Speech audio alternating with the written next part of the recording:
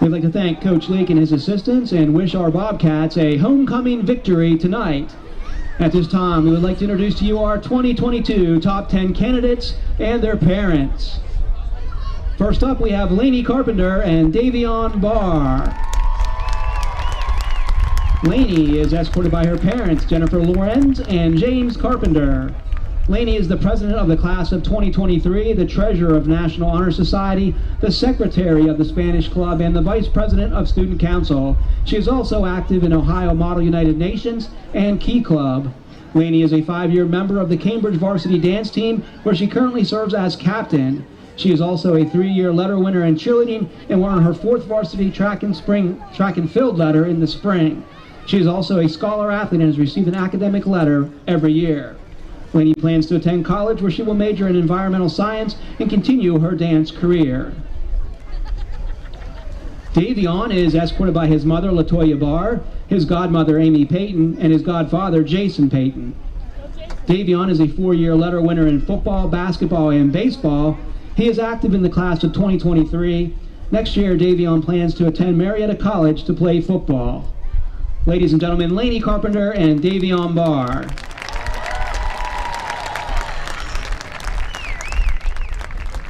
Next up is Sarah Clifford and Xander Caldwell. Sarah is escorted by her parents, Kelly and Mark Clifford. Sarah has been involved in soccer, basketball, and track. She is also active in Student Council and the class of 2023. In the future, Sarah plans to attend college. Xander is escorted by his parents, Ryan and Nicole Caldwell. Xander is a 3-year letter winner and a captain of the football team. He is also a 4-year letter winner in swimming and a 2-year letter winner in track. Xander is a member of the National Honor Society, Ohio Model United Nations, Fellowship of Christian Students, and he attends New Point Community Church. Xander plans to attend college to study to become a physician. Ladies and gentlemen, Sarah Clifford and Xander Caldwell.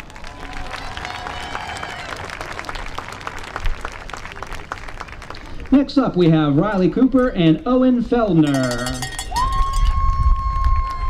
Riley is escorted by her parents, Marnie Alshire and Jason Cooper. Riley is a 4-year letter winner in soccer, where she has served as captain for 3 years, a 4-year letter winner in track, and a 2-year letter winner in basketball. She is a member of National Honor Society, Key Club, Student Council, Spanish Club, and the Guernsey Athletic Leadership Council. Next year, Riley plans to attend college to continue her academic and athletic career playing soccer. She intends to major in pre-med. Owen is escorted by his parents, JP and Carmen Feldner. Owen is a 4-year letter winner in track and a 3-year letter winner in football. He is also a member of the National Honor Society and Key Club. Owen is also a graduate of the Guernsey Youth Leadership Program and is on the Athletic Leadership Council. Owen plans to attend college to major in business management. Ladies and gentlemen, Riley Cooper and Owen Feldner.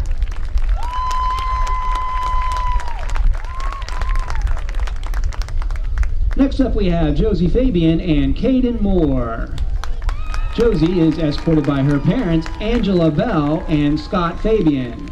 Josie is the Vice President of National Honor Society, the Vice President of Spanish Club, and the Secretary of Student Council.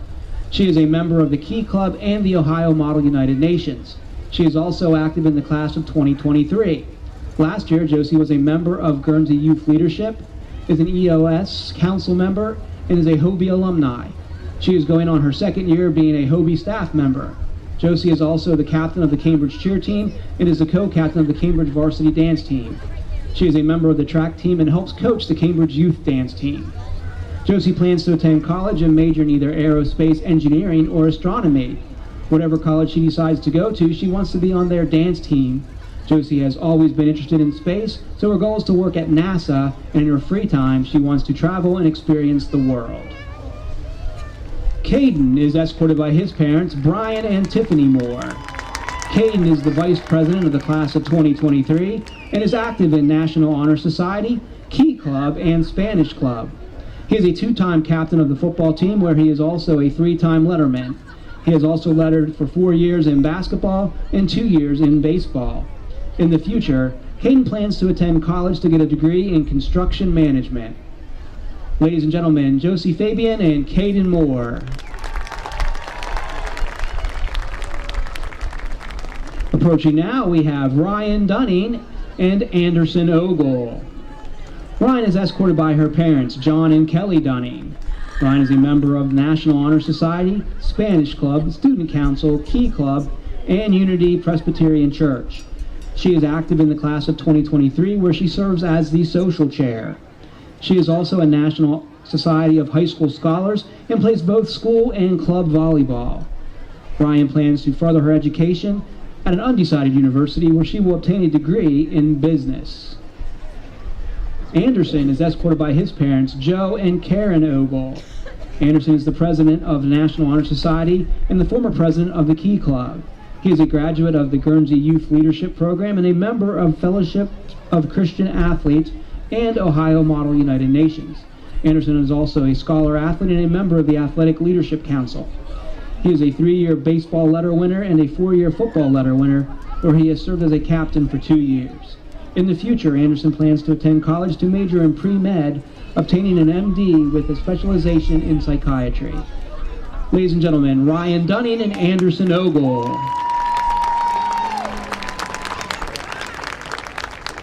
Next up, Sylvia Francis and Bo Stotsberry. Sylvia is escorted by her mother, Sharon Francis, and the memory of her father, Dale Francis.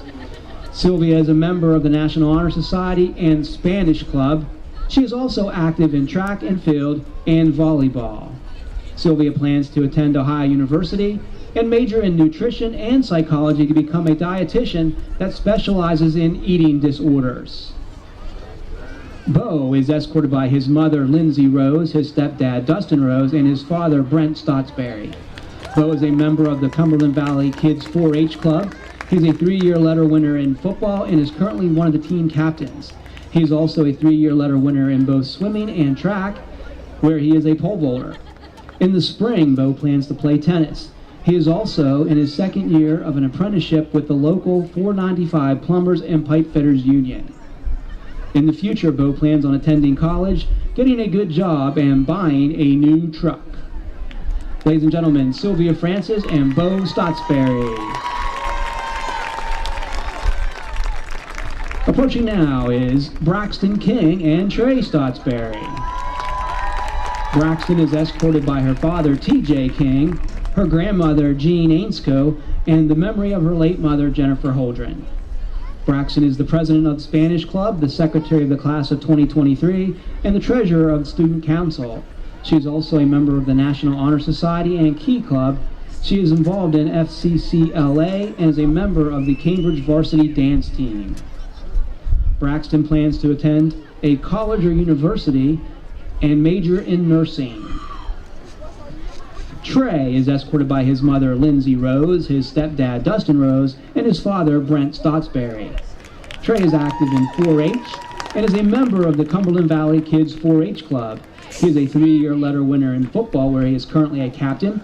He is also a 3-year letter winner in swimming and plans to play tennis in the spring. In the future, Trey plans on attending a university, majoring in psychology, and will attend med school to become a psychiatrist. Ladies and gentlemen, Braxton King and Trey Stotsberry.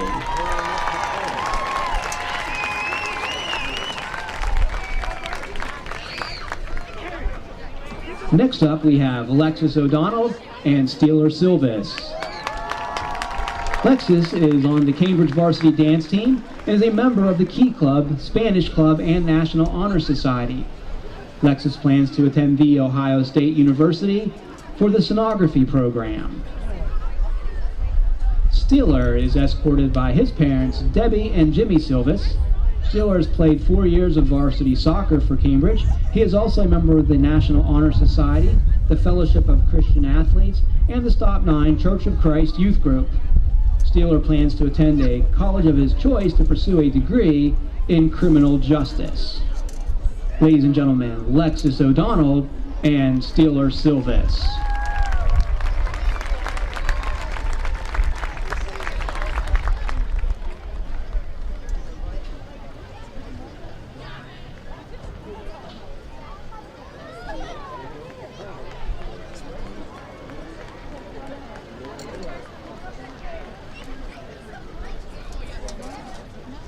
Our next candidates are Nevaeh Smith and Jake Valentine. Nevaeh is escorted by her mother, Amanda Conrad. Nevaeh is a member of the National Honor Society, Key Club, Spanish Club, and FCCLA. She is also a 4-year letter winner in basketball and a 3-year letter winner in track, where she is a sprinter. She is a 4-year academic letter recipient. Nevaeh plans to attend Ohio University Zanesville or Muskingum University to study occupational therapy. Jake is escorted by his parents, John and Kim Valentine. Jake is a 3-year letterman in football and a 4-year letterman in baseball. He is also a member of Fellowship of Christian Athletes. In the future, Jake wants to play baseball in college and travel the world. Ladies and gentlemen, Nevaeh Smith and Jake Valentine.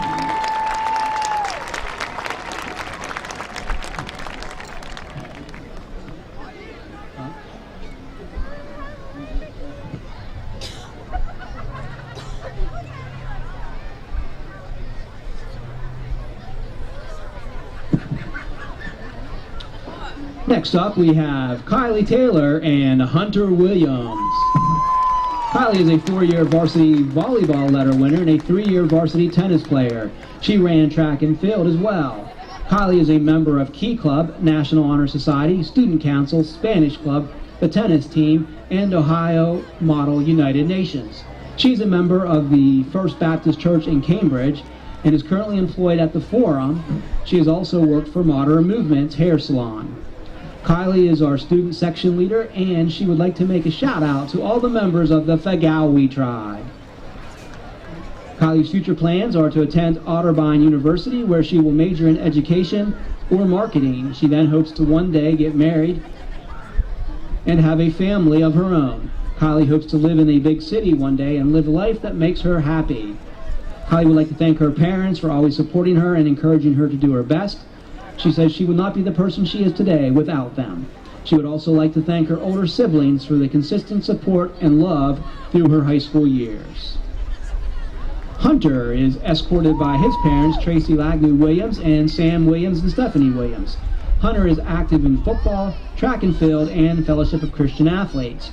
In the future, Hunter will attend college to major in criminal justice or child psychology. Ladies and gentlemen, Kylie Taylor and Hunter Williams. At this time, we would like to introduce and welcome back our 2021 Homecoming Queen and King. Zakiah Gibson is our reigning Homecoming Queen. Zakiah is currently at Wittenberg University studying to be a high school English teacher. She is on the track and field team where she is a heptathlete. Her attendant is Sydney Leak. Sydney is the daughter of Coach Ray and Jackie Leak.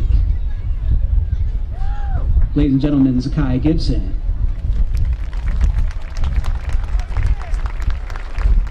Our returning king is Jonah Stanberry. His attendant is Carson Winland. Carson is the son of Kyle and Carrie Winland.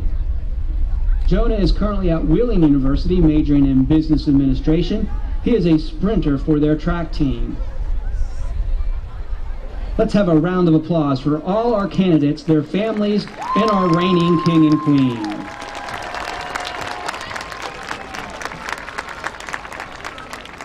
And now, for the moment we've all been waiting for, the 2022 Homecoming King. And the king is Davian Barr.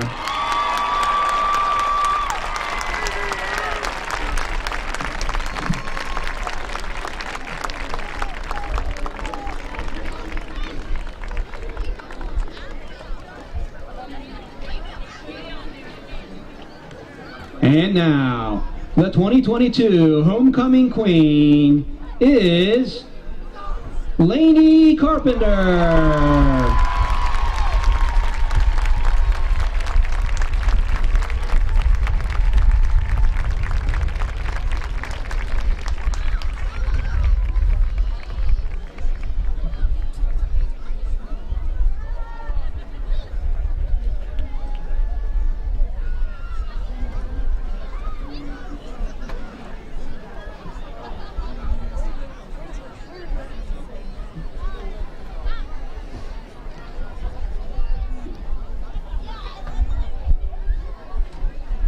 congratulations to both our king and queen.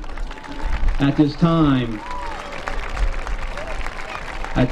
we do invite all of you to join our king and queen, our homecoming court, in the singing of our alma mater with the high school band.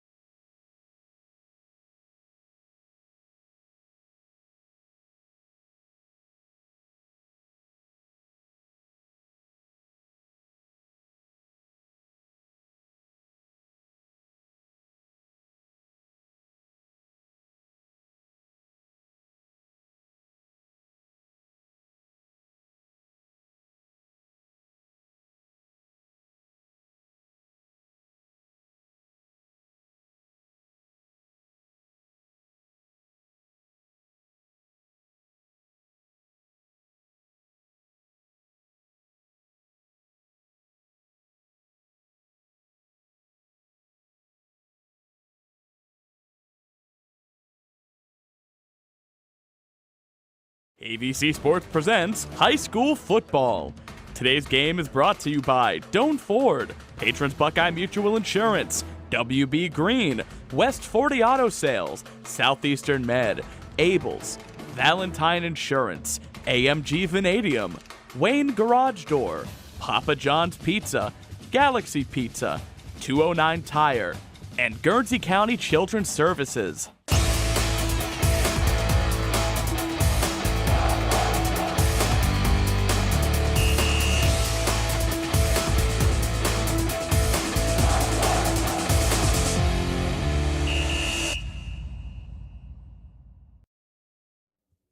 Good evening, everyone, and welcome to Week 8 of the high school football season here on WILE 97.7 ABC Sports Facebook tonight. We are streaming live, YRPtv. Glad you are joining us. Bill Kafury along with John Valentine, homecoming night.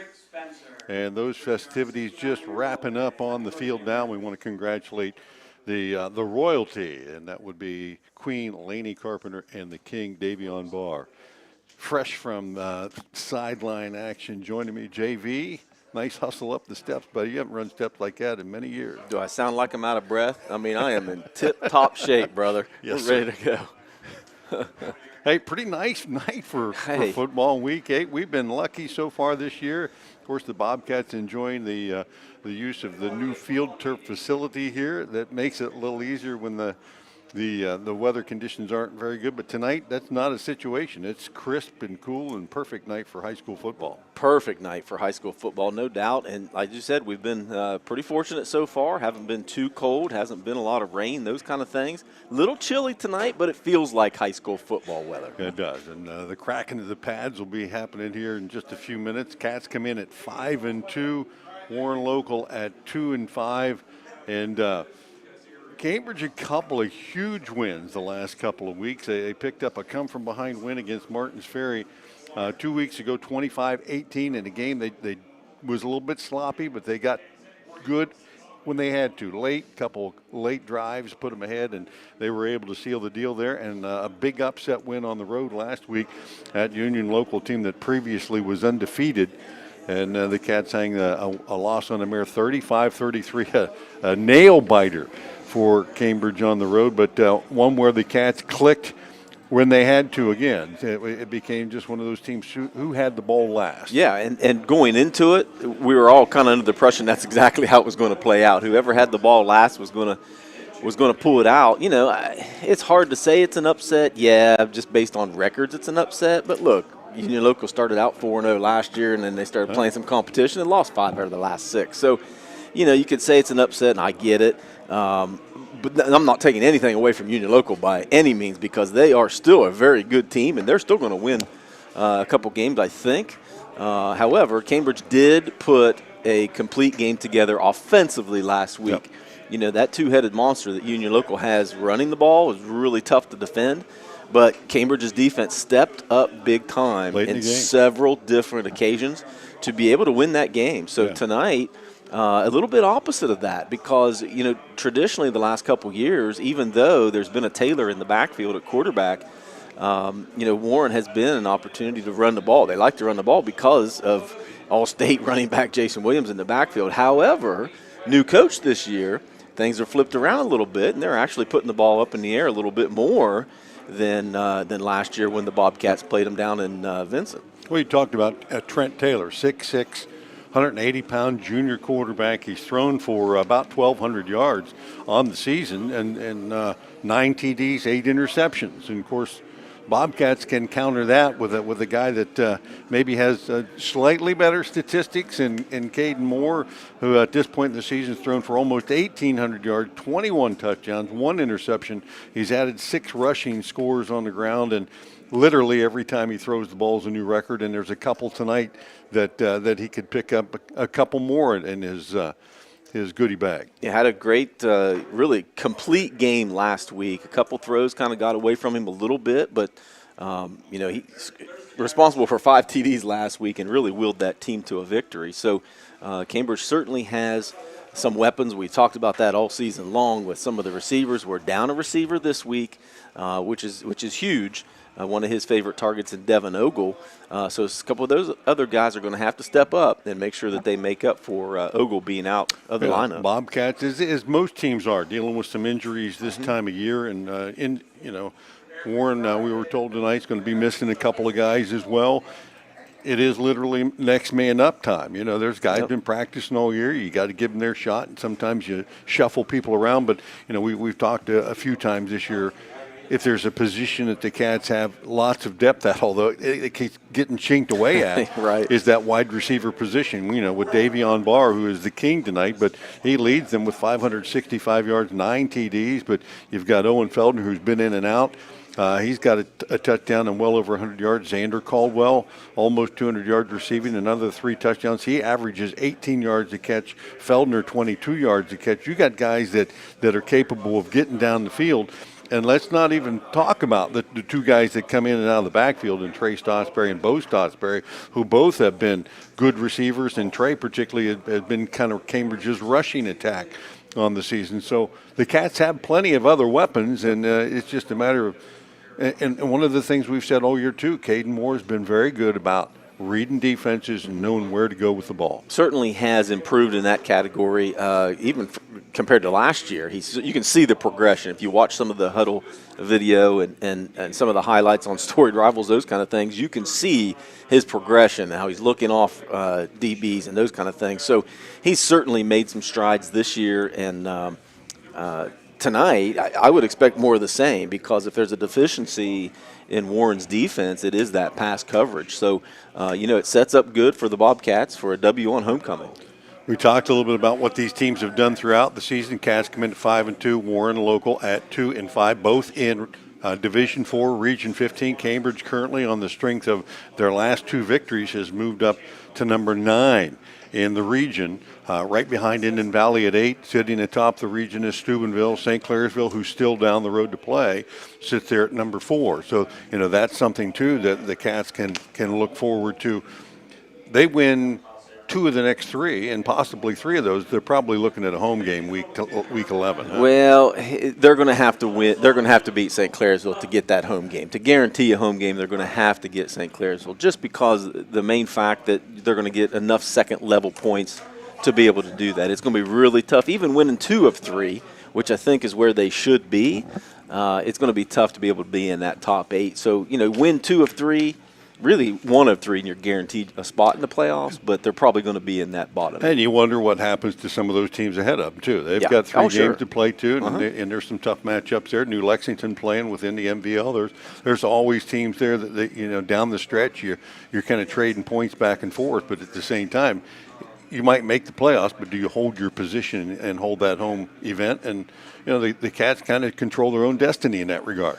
Yeah, all they got to do is take care of business. You win the game in front of you and worry about, St. Clairsville later on down the road. But, yeah, Cats have a game tonight. It's homecoming. Get focused real quick here, because there's been some distractions. And talking to people all week and trying to game plan and those kind of things on my side, one of the things that you typically see after a big victory is a letdown, right? So that's the one thing I guarantee you that Coach Leak is in that locker room making sure that does not happen. They can't afford to have that again.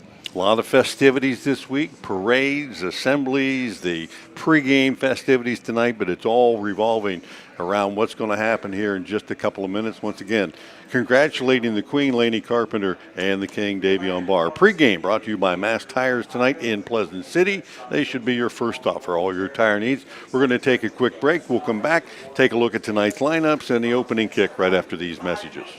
Do they really know you and what coverages you need? Hi, this is John Valentine with Valentine Insurance. We take time to learn about you and your insurance needs so you can feel comfortable that you're receiving the right coverages at the best possible prices. Find us on Facebook, stop by our office, or give us a call at 994-1776. Valentine Insurance, a partner you can depend on. Are you looking for a career path with a growing company? AMG Vanadium is actively recruiting for its Cambridge and Zanesville plants. Come join a company with a strong environmental purpose and commitment to community. To learn more, visit AMG's website at amg-v.com/careers. AMG offers a competitive wage and benefit package. Applications are currently being accepted. Cashback is not available on gas in New Jersey and Wisconsin. Susan, it's so great to finally be able to get together again. Oh, it sure is. And I really appreciate you picking up the bill. I'm happy to. I've got the extra cash. Since we've all been driving so much more again, I've been using Upside, the free app that pays you cash back for every gallon of gas you buy. Wait a minute. Are you saying you actually get paid cash when you buy gas with the Upside app? Yes. I get real cash back just for buying the gas I was going to buy anyway. But is it a hassle to use? No. It's super fast and easy, and I can cash out whenever I want. That's a total no-brainer. I'm downloading the free Upside app now. Download the free Upside app now to earn real cash back every time you buy gas. Use promo code HEAT for an extra 25 cents a gallon bonus on your first tank. That's promo code HEAT. You can cash out anytime right to your bank account, to PayPal, or an e-gift card for Amazon and other brands. Just download the free Upside app and use promo code HEAT for a 25 cents a gallon bonus on your first tank. That's code HEAT. When it's game night, let Papa John's Pizza on Southgate Parkway feed your team after the game. Hey, this is Shannon. You can create your pizza with all your favorite toppings, or pick one of our specialty pizzas like the Super Hawaiian, the Philly Cheesesteak, the Works, or the Fiery Buffalo Chicken. Don't forget, we also have chicken poppers, wings, breadsticks, and cheese sticks too. Call 740-439-PAPA. That's 439-7272, or order from your phone at papajohns.com. McFarland Stadium.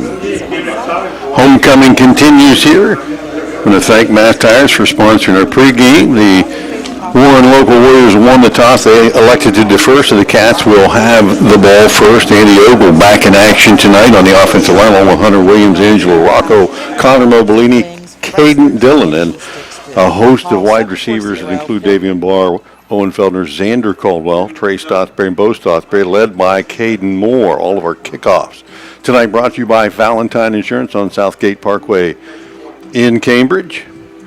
And back deep, we got Barr and Feldner, who both have excellent speed. We've seen them both take it to the house. Yeah, and actually to kick off last game's down at Warren High School, Owen Feldner returned the opening kickoff for a touchdown. Cats got off to a huge, quick start last year. 21-0. Jumped out 3 touchdowns like in the first minute and a half, 2 minutes of the game. So Jason Williams awaits the signal to get things started here as the Warriors will be heading west to east. And a short end-over-end kick that Feldner will step up and take it to 24. Work it up the left sideline, 30, 40, out near the 50-yard line and shoved out of bounds, just short of that 50-yard line. I see no flags down, and that's a good thing as the Cats start their opening drive just shy of midfield tonight. Couldn't ask for a better start there to get the ball at midfield. Of course, some of the keys tonight have to be for the Cats to continue to keep those penalties from bothering them. That has been an issue off and on all season. Yeah, did a real good job last week of keeping those penalties at a minimum.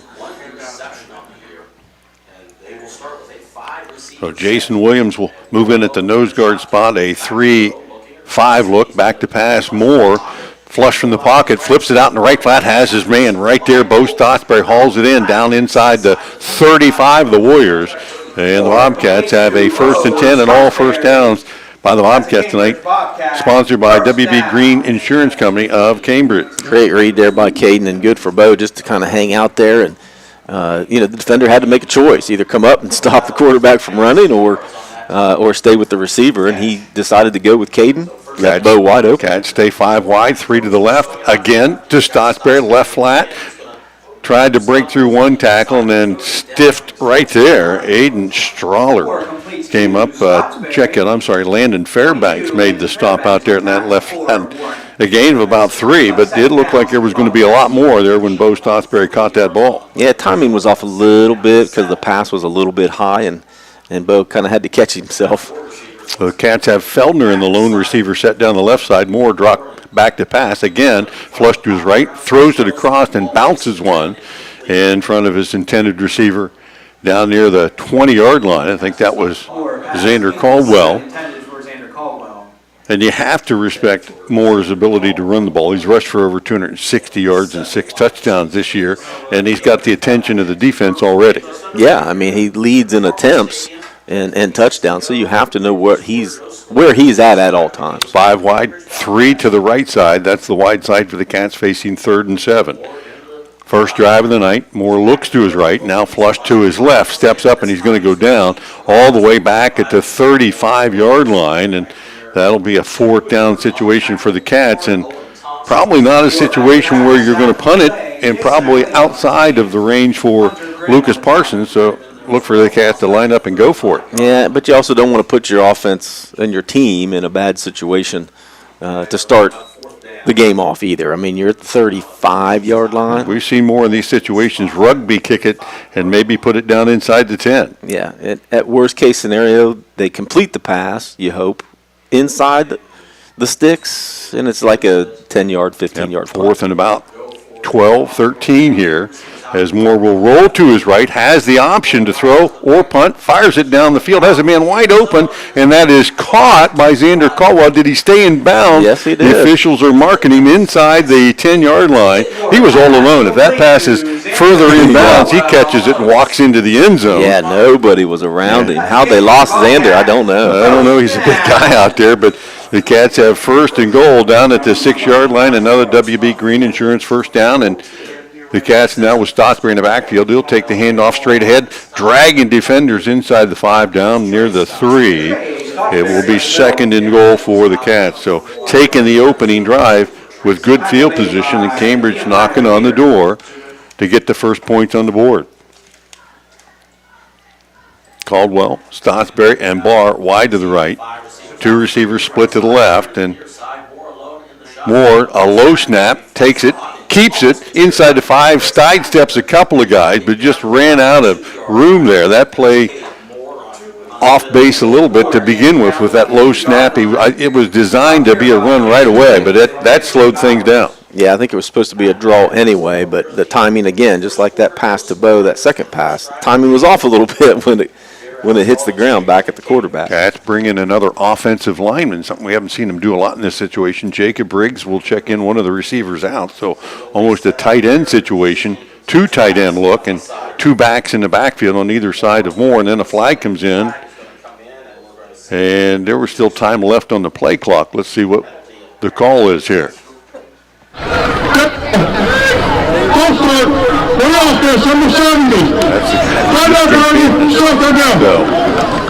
Briggs came all the way in just to get a penalty, and now he'll go all the way out again. So the Cats will go back to a 5-receiver set, facing 3rd and goal from the 7-yard line.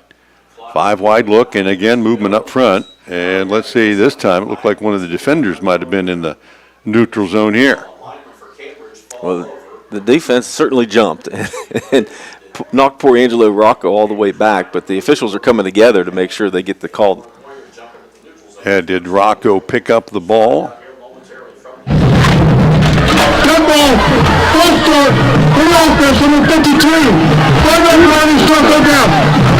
Mobilini gets nailed on the right guard spot, so the Cats move back a little bit more, and now 3rd and goal from the 12-yard line. Certainly within Parsons' range here, but you got to be looking to try to get 6 and not be going backwards.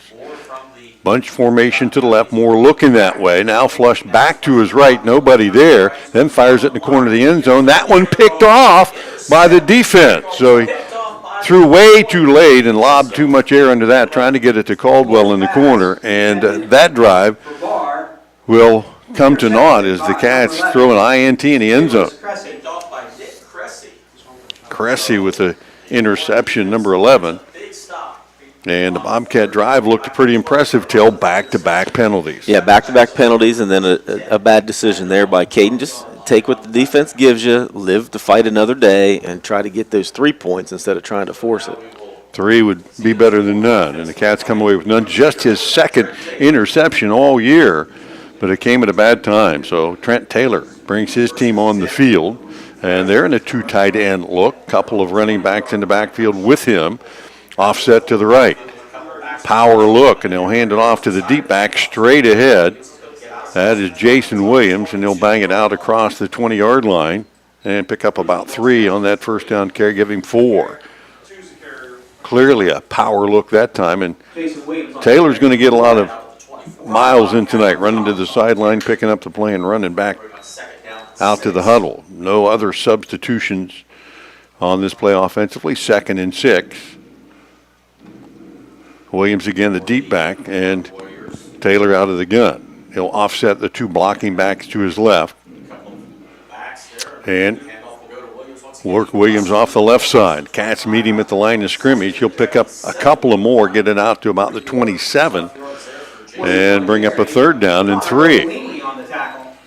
Well, trying to establish that line of scrimmage early. You know, they've seen the Cats struggle against the run throughout the season. And, you know, you just look at the stats from last week's game against Union Local. They gave up almost 300 yards on the ground. However, they stepped up big in key situations to be able to turn the ball over, and look for them to do that here on 3rd and short. Yeah, this is just smash mouth, and we've seen a couple of teams. Bel Air in particular had great success doing something very similar. 3rd and 3. Handoff again. Deep back, straight ahead, and did he get to the line to gain? He did. The officials are going to mark it right at the 30-yard line. Needed 3, got 3, and that's about it. But that's a first down for the Warriors. At this point, they're going to eat up a lot of clock, continuing to move it 3 yards at a chunk. 7 minutes coming up on the first period clock. No score. Warriors with their first possession of the night. Offset the 2 blocking back. They'll pitch it to the outside. Williams cuts it back up and in and across the 35.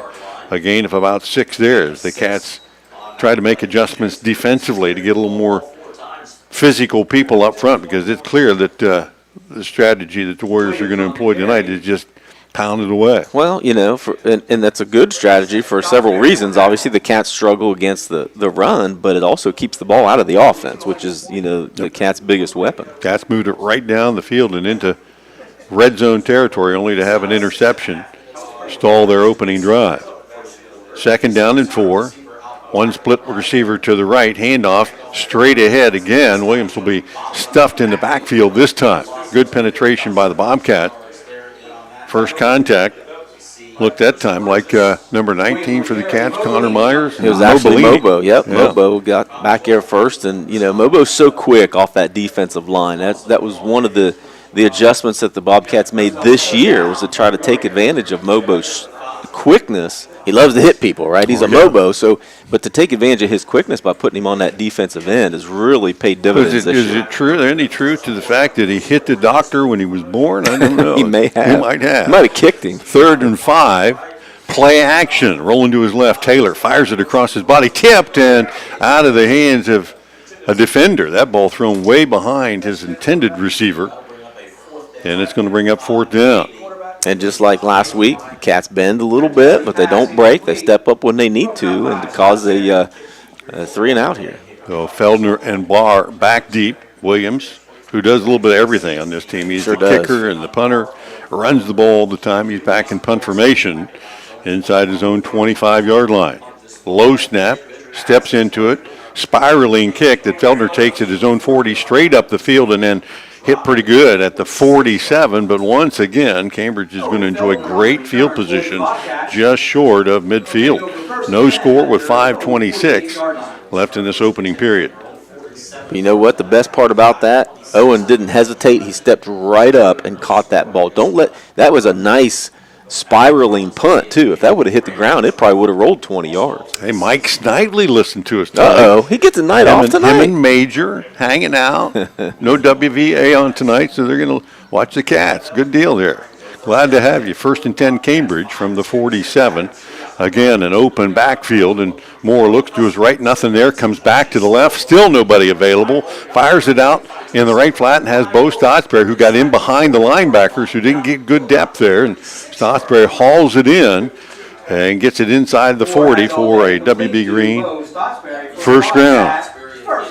I want to also wish a happy birthday tonight to former Cambridge coach Rick Spencer. Is that right? I saw Spence down there. He's in the crowd tonight. Yep. Option look left side, pass back. Trey Stotsberry takes it in and cuts it up the field. He'll have it down near the 30. Little lateral look there as Moore did a good job getting the defense to react to him, flipped it back, and picked up 5. So the Cats on the move again. Second possession of the night. Still no score in this game. 5 wide look as Cambridge just kept it wide open and the pedal to the metal all night long. 4.5 left. Moore again steps up in the pocket, shuffles to his right, looks intermediate, throws it on the outside, and has Stotsberry down the right sideline, catches it, hauls it in, get in the end zone, touchdown. As they said, he tightrope that sideline from 31 yards out. Bobcats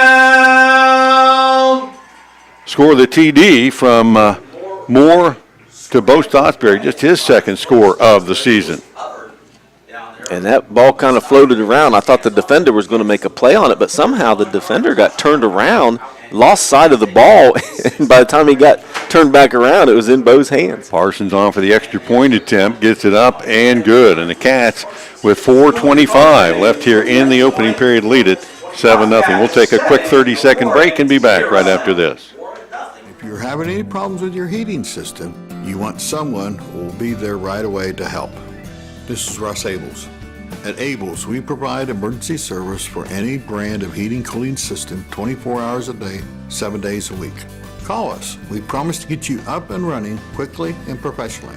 And if you ever need a replacement, we'll help you save energy and money with a new high-efficiency system. And we will do a flawless installation. If you need help with your heating, call Abels. Welcome back to McFarland Stadium. Cats score first tonight, 7-0. Your score, 3 plays, 53 yards, extra point good, and Caden Moore sets another record with that touchdown pass, huh? Well, he's going to have them all at some point as long as he keeps on. I think that's finishing. a career, most career yards, records, touchdowns. Is that what it was? I think. Well, that's the only one he didn't have. Was career yards. I think that's the one right there that broke the record, and it might. Of course, everyone sets a new record now, right? Right.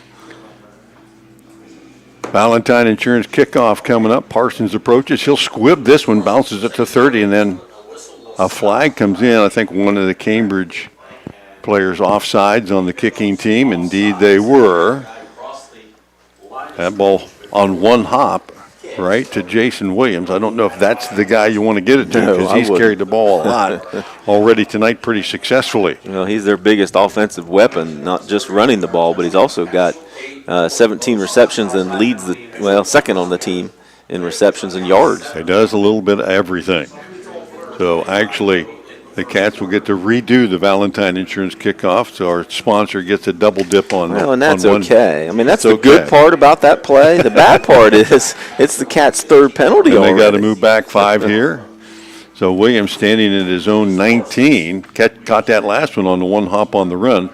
This one from the left hash, I wonder if they're trying to kick it across to the right side.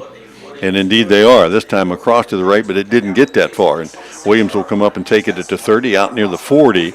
And the Bobcat special teams will haul him down right there. Looked like Jessup Logwood out there on that special teams play. A little help from David Acton. And trailing 7-0, the Warriors will take over at their own 41. Yeah, good coverage there on that on the kickoff team. That's going to be something they have to pay attention to because Lucas has been using that hash, and he's been kicking it inside that hash as well. So obviously an adjustment by Warren to put Williams there to be able to accept those. Cats are going to have to make sure they pay attention to that on those kickoffs because they do not want him to break one. All our scoreboard updates tonight brought to you by Papa John's Pizza in Cambridge.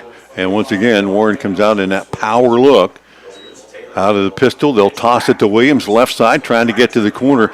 Cats strung it out pretty good. Davion Barr able to get out there, and I think had a little inside out help that time by Cody Quillen. Yeah, great job by the defensive end or the outside backer, whoever that was, to step across the line, put the pressure on Williams to make a decision, either cut back and go back further or cut up is where the help was. Hey, you want to force him back inside Absolutely. to the pursuit of the defense, and they got no yards on that play. 2nd and 10 from the 41. Blocking backs offset to the right, out of that pistol look.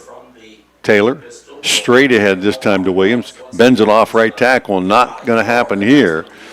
Again, it looks like Quillen slicing in there. No, check that. Mobilini from that defensive end crashing down, and a gain of a yard on that play. And now the Warriors faced into a 3rd and long. A 3rd and long, which, it fits their offense a little bit better from what they've been doing historically this season. They're about 70%. Yeah, what they're trying to do tonight isn't their MO. That's correct. They'll spread the field. Tanner Pepper, the leading receiver, wide to the left. He's the only wide out in this set. 3rd and long, back to pass. Taylor with one guy out, and they'll throw it deep to Pepper, and he goes up and hauls it down inside the Cambridge 25. Cats has. He says it hit the ground. Well, the official said no. It looked like from our perspective that he went up and came down with it. He kind of thought so too, and Cambridge had great coverage over there. But they're going to say incomplete and bring up a 4th down in a punting situation once again. Wow. Yeah, the official came running over right away and signaled that it hit the ground. But he did go up to get it. Pepper went way up Reed to go Johnson, get it. I think, in coverage for the Cats over there, and he was step for step with him. It was a great catch. So now Williams, instead of continuing that drive, will step back in punt formation. And the Cats could get pretty good field position here again. Feldner and Barr stand back at about the 30-yard line. Williams' 2nd punt of the night, 2:53 left opening period, 7-0. High snap nearly over his head. He gets away with it and into the hands of Feldner at the 30. Stutter steps to his left and heads to the right side, trying to get to the corner. Has it. 35, 40, 45 midfield and out of bounds. Had to be tackled, I think, there by the punter. But Feldner may be a guy away from taking that one to the house. And once again, the Cats will have great field position with 2:40 left here in the opening period. Cambridge has only stopped themselves tonight. They'll say stepped out of bounds at the 49 of the Warriors. After a little indecision and a couple stutter steps, he saw that corner. Yeah. He hit it quick. You know, you suck all the defenders into that one spot, and he was able to use his speed to get to the outside. Pistol set for the Bobcats and lined up offside, it looks like. Yep. Davion Barr out well over the ball, so the Bobcats are going to start this drive with another 5-yard penalty. And that's just, penalties just kill you regardless. But to line up over the ball. Davion saying, but wait a minute. I'm the king. But I'm the king. Don't I'm you know allowed I'm to do whatever the heck I want. I get at least one of those, right? Jeez. 1 5-yard backwards, so at least first down for the Cats. 3 receivers left, back to pass. Moore looking that way. Again, flushed out of the pocket. And he'll escape to the left, out near the 50-yard line. Got the penalty yardage back and still on his feet. And a late flag came in. And could that have been a face mask possibly, or maybe a late hit by somebody piling on? Yeah, there were some Cambridge guys coming in to try to push him forward. So maybe they were doing something they shouldn't have been doing either. But you would think that would be a face mask. 2 flags down, yeah. Our producer, director tonight, Brett Klein, he is always on top of it. He said there was 2 flags down. Oh, he's got the zoom camera over there. He can see more than we can. He was pretty good in math. Holding on the Bobcats. Personal foul, face mask. Yeah, there you go. On the defense. First penalty is offset. Replay first down. Yeah, and it's going to go back to first down. So offsetting penalties.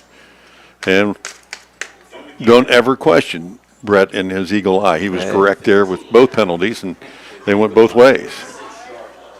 He knows I never question him. Yep. I thought we would see the instant replay showing that he was right, but no. 1st and 15, Cats again. 1-by-3 look. Moore looks to his right again. Plenty of time, flushed out, throws it across his body back over the middle. Bo Stotsberry again, another catch, and he's been working underneath, and that's his main area. He's worked underneath defense all year. He had 28 catches coming in. That's at his 4th or 5th tonight. And he picked up about 10 on that catch. And the Bobcats have it 2nd and 6. Stotsberry, a very reliable receiver for the Cats, working off that right bunch formation this time. And Moore will throw it out there again, this time to Davion Barr. Hauls it in. A flag comes in, and this one's going to go against the Bobcats again. One of those blockers out in front of Barr probably got the hands into a jersey.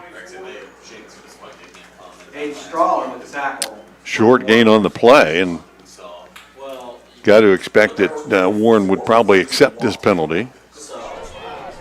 Well, yeah, 10 yards from there. Still be 2nd down, but it'd be 2nd and 15. Offense, number 23. That's a 10-yard penalty. Replay 2nd down. Dander Caldwell that time trying to create some space out there in front of Barr. Got a little too much jersey, so 10 yards from that point makes it 2nd and 15, back where the Cats basically started this drive, and they'll go 5 wide here. 3 to the left. Moore alone in the backfield. 3 defenders on the rush. Moore with plenty of time. Fires it again across the middle and late. That time trying to get it to Feldner and nearly picked. And that would have gone quickly the other way. And throwing it late across the middle is never a good idea. And that one falls, fortunately for the Cats, incomplete and brings up 3rd and long. Yeah, he's going to have to be careful with those. I understand you're trying to make something happen, but take what they give you. If you got a running lane, go ahead and take it. Warriors showing blitz this time at 3rd and long. They will not bring extra people, and Moore plenty of time. Flushed out to his right, fires it down the field, has him in, and this one's picked again. Out of the zone coverage, and that's picked off once again by number 11. And that's Cressy again. Cressy brings this one all the way back inside the Bobcat 40-yard line. Cressy's 2nd pick. And he just kind of baited him into that one, and Moore underthrew it, intended to go downfield.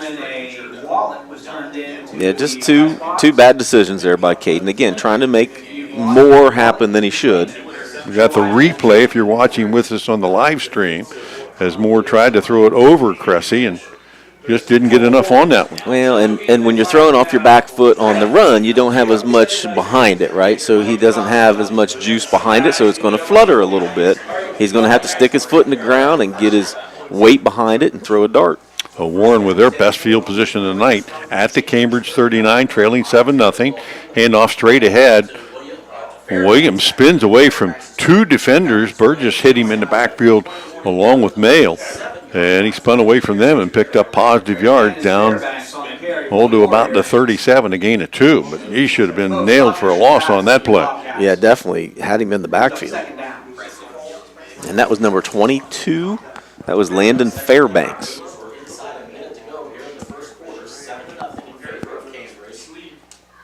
43 seconds left here in the first period. Cats lead at 7-0. Power look again. Taylor to Williams, straight ahead, hit in the backfield this time, again by Mobilini, and nothing going on that time. Got a little assistance from Harrington, and it's going to be 3rd and long. So Cats starting to figure out what's happening there up front on these run plays, and they've had pretty good success the last drive or so here. I don't know if Williams just needed a breather there. He's back in the game now, but he took those last 2 plays off, and Fairbanks. You don't think that was Williams? No, that was Fairbanks. That was Fairbanks. Yeah, huh? Williams just now came on the field. Well, they're going to take the timeout with the quarter break. We'll take it as well. As we hit the end of the first period, Cambridge leads at 7-0. You're listening to high school football on 97.7 WILE. We'll be back right after For this. new tires for your ride, 209 Tire in Cambridge should be your first stop. 209 is committed to high-quality customer service and offering competitive prices on top-of-the-line inventory, including Bridgestone, Cooper, Mastercraft, and so much more. Stop in 61074 Southgate Road in Cambridge and see Chuck and Brandy. They're open Monday through Saturday from 8 a.m. to 5 p.m. or visit their Facebook page at 209 Tire. At Wayne Garage Door, we are so much more than just garage doors. Our product offerings include entrance doors for both commercial applications as well as your home. Vinyl replacement windows and storm doors can also be found in our showroom. A Beam central vacuum system can help you clean up around your home or office. And let's not forget about our service department that is ready to repair your broken down door or opener. You can see why our company is so much more than just garage doors. Call Wayne Garage Door today at 740-439-7555. McFarland Stadium, 1 period in the books. Your scoreboard update brought to you by Cambridge Papa John's Pizza. 7-0. Cats is trying to come up with a big stop again here against the Warriors, who have penetrated the Bobcat 37-yard line. It is 3rd and 8. Williams back in the game at the deep spot there. Offset blocking backs to the left. Taylor takes the snap straight ahead. Williams bends it back over the middle, down near the 35, giving the 34. And clearly the Warriors were going to go for it on 4th down with that run play, and they picked up a couple there. But 4th and 5, working off the interception here, chance to try to keep things alive. Now it looks like, they brought in the punt team, but you got to be wary here. Punting from the 35 with Williams as the deep back there, you got to be a little skeptical that something might be happening here. He's got a wide out right, one to the left. Williams will catch it. He's going to pooch it away and trying to bend it out of bounds. It's going to hit about the 20 and bounce backwards. Bobcat bounce there out to the 20-yard line. So Cambridge's defense does its job for the 3rd time and gives the Cats offense another chance to get things going. Well, and get back going because they've moved the ball. Penalties have stalled a drive, and then obviously a couple decisions there by Moore have stalled the drives too with picks. So I'm sure Coach Leake had that conversation with Caden on the sidelines. Listen, man, run the offense, relax, don't try to do too much. And take what they give you. Yeah, take what they give you and continue to do what you've done all year. Have the Cats run the ball in a design run? I mean, one time probably, right? Twice. Trey Stottsbury has run it twice. They fake it to him here and hit Davion Ball in a quick slant. 35, 40, and just tripped up. I tell you, Cressy got him, but he might not have been the only one that had a chance at him. He was in full gear right there. And another first down brought to you by WB Green Insurance Company. And he was a player away from taking that one to the bank, out to the 45. 1st and 10. Cats with 3 wide to the right. Again, the give this time inside Stottsbury, and he'll struggle for a yard off the left side. Stopped up inside that time, Carson Gandy. Another Gandy. Jeez. Another Gandy. My goodness, how many of them are there down there? And the Gandy family with a lot of them. So Cats will put 4 punched receivers to the right and movement up front. Now that one's going to be on the defense. That looked like they had a guy jump in the neutral zone there, Eugene Paul. He was about 3 yards deep in the backfield. He thought he had the cadence down at this point in the game, you know. You come out and you go on that first sound 2 or 3 times, and an old quarterback would know that, right? Oh, yes. You can fool the defense a little bit. Absolutely. Hey, look, man, you got to do what you can do. 5 yards is a big deal, especially right early in the game. Move the ball into Warrior territory at the 49. 2nd down and 4. Cats have 4 wide to the right, 1 to the left. Moore will quickly flip it out there to Barr. He'll haul it in 50, 45 down the sideline, and he'll have another first down as the defense caught up with him down near the 35. Hustling out there, Landon Fairbanks on the play. Another WB Green Insurance first down. That's Barr's Cats on the move again. That's his 3rd catch for 40 yards. Stottsbury leads so far with 5 receptions, 80 yards. Cats will flop the formation to the left this time and nearly caught the defense offside again. Maybe the officials might have given one that time. Looked like Paul might have been there again. More quickly back over to Barr. Same play left side, trying to get the corner, and didn't happen this time. Yeah, good coverage there. Jacob Seeley read his block wrong. He had the seal to the inside. If he could have seen that when he put his foot in the ground and went back towards the middle of the field, he had a nice opening. That's a lose a yard there. 4 down territory for Cambridge, leading 7-0. 9.5 left here in the opening half. 2 receivers left, 1 to the right, and Warriors showing blitz coming up the middle this time. Moore alone in the backfield, takes the snap, looks to his left, fires it in the slot, had his man coming across the middle. That was Feldner, and off his hands, and a rare drop for the Cambridge receivers. That doesn't happen very often when Moore puts the ball on him. It'll be 3rd and 11. Got to try to at least pick up half of it here. And I think that was the indication there. Let's get 5 or 6 and maybe hit one. So Stottsbury checks back into the backfield. And a flag on the play and movement up front. And again, someone for the Cats lined up in the neutral zone. So, week 8 of the season, those are the kinds of things that shouldn't be happening. But yeah, that shouldn't happen week 1, let alone week 8. That's the Cats' 6th penalty already. And we talked about that was something they improved ridiculously last week. Cambridge's 4th offensive possession, and they've had penalties in 3 of those. The one they didn't have a penalty, score a touchdown. Right. So that kind of goes hand in hand with that. You don't make mistakes. Good things happen. Cats will put 4 wide to the right. Trey Stottsbury way on the outside. 1 to the left. Moore will look back that way. Plenty of time to throw now. Too much time, and he's going to go down at midfield. He had 8 seconds and took too many.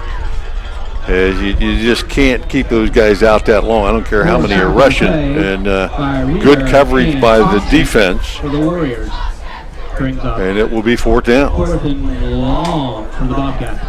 The Cats looking at 4th and 25. Yeah, they'll line up in a play set, but Moore will probably rugby punt this as he rolls to his right and does step into it. Got rid of it, and that's going to be roughing the kicker as the guy came in and ran through him. That's going to be Paul as the punt down near the 20-yard line, but a flag in the backfield. And is it running into the kicker or roughing the kicker in that case? Well, that looked like roughing. I mean, he basically tackled him, so it wouldn't necessarily be running. Roughing the kicker. 15-yard grounding with number 55, first down. So the Cats fortunate there that they pick up the automatic first down and keep this drive alive. The Warren coaching staff's not happy about that, but I don't know why they would be upset. It was pretty obvious what happened. Paul was pretty close to blocking that kick, too. Oh, yeah, he was. But his momentum continued right on through. Unless the ball's tipped, you can't touch the punter. It's just that simple. Doesn't matter if they're running to their right or left to punt it. Right. So the Cats get a big play there with the penalty and the first down via the penalty. Again, brought to you by WB Green Insurance. And so now down at the 35, first and 10 Cats. 5 wide look. Lots of defenders up at the line of scrimmage. Moore will roll to his right, steps up, and under pressure, get a couple before he goes down, and got just past the line of scrimmage. And you really got to credit Warren, who, whatever they're doing in the secondary there, has more befuddled because he's thrown 2 interceptions tonight. He's taken way too much time to throw the ball. He doesn't know what's happening back there right now. And I think that the 2 interceptions, you kind of have to not include in that because they were kind of flutters and he threw off his back foot. What they're doing is they have really good coverage deep down the field. So the Cats got to work that intermediate route that's open. That's where they've had success earlier tonight. Bo Stottsbury with a number of catches in underneath, and he split out wide to the left part of a 3-receiver set that way. Moore looks that way and fires it underneath the bar, who has it inside the 30, down near the 27, and just shy of a first down. And that time, every receiver just basically ran a 10-yard curl. They heard us. Yep, they heard us. They go down the field, turn around, and come back to the ball. And again, you take what the defense gives you. It's going to be third down and about 2. 7.5 left here in the second period. 7-0 Cambridge. But once again, the Bobcats on the move. They've scored a touchdown tonight and thrown a couple of interceptions. This is their 4th drive, trying to extend their lead. Again, an empty set backfield with just Moore back there. Flips it out in the left flat. Has Stottsbury. He'll work it up the field and battle his way for the first down and then some, down to the 20-yard line. And Bo Stottsbury, literally a running back that you can put out there. He's got great hands. Moore's pass Bo, Stottsbury. Ladies and gentlemen, well, the Bobcats, Moore sets the probably toughest player, you say. I mean, he can handle those hits. Yeah, absolutely. He's a workhorse for sure. Moore rolls out to his right, flips it out there, had a man. He had Stottsbury, or check that. He had Barr wide open, but just kind of rushed that one again and threw it over his head. There's a flag in the backfield. I don't know what. If that's a had to be late motion. hit. Single season passing record previously held by Jody Berger. Motion, I would think. Quarterback in holding. Number 52. 2-yard ready. We ready for the start. The Bobcats again struggling with penalties tonight, and that, we talked in the pregame a little bit about the lack of focus. A big win last week. You got all these things going on tonight. Probably not as intense coming in as you would be in other situations, and they've made some mistakes tonight. They have, and practices during the week were a little bit, calmer because there's been a lot of injuries. So you're not going full go in practice. So first and 25. All the way back out to the 35. Moore's going to throw this one deep. He has Xander Caldwell breaking open, comes back to the ball, holds on, yes! Touchdown from 35 yards out, and the Bobcats somehow find a way to get in behind the defense.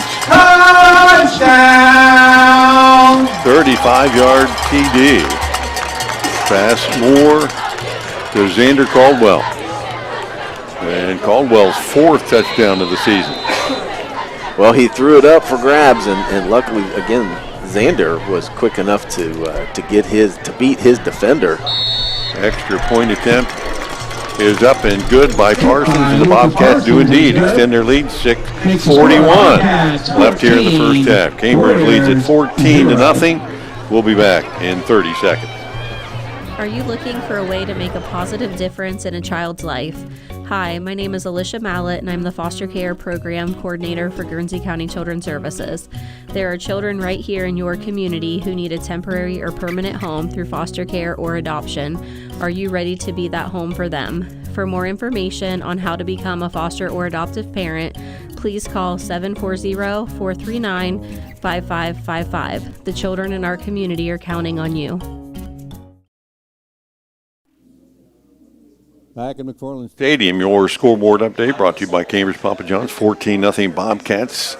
Big pass play. Moore that time underthrew it a little bit, but the defender had his back turned, and Xander Caldwell able to come back and haul it in. 9 plays, 80 yards, and 3 penalties for the Cats on that drive that they had to overcome, and able to get that done. Well, thank you to Warren because of the big roughing the punter penalty. Gave him another shot. Valentine Insurance kickoff coming up this time.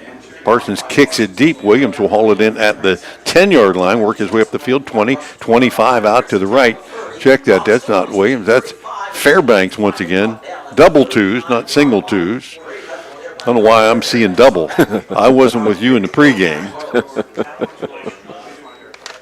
So trailing 14-0, 6:31 left to go in this first half, and the Warriors have punted in 3 possessions. They have 1 first down, and they've opted to try to pound the ball tonight rather than open it up and throw it. But once you're down 2 touchdowns, can you stay with that? Nope. Can you stay with that plan? You know, and Cambridge is helping you with 7 penalties already too. So, no, you're not going to be able to stay with it much longer. You give up another score, and you're going to have to go to throwing the ball around. They put 2 blocking backs just offset of the left tackle and tight end. Williams, the deep back, takes it straight ahead and lowers his shoulder, and a wall of blue jerseys meets him at the line of scrimmage. And you can count that tackle to a host of Bobcats. The last guy up was Burgess, but right where Mo Bellini lines up as well. So you can give both those guys a little bit of it, and they give him a half yard on that play.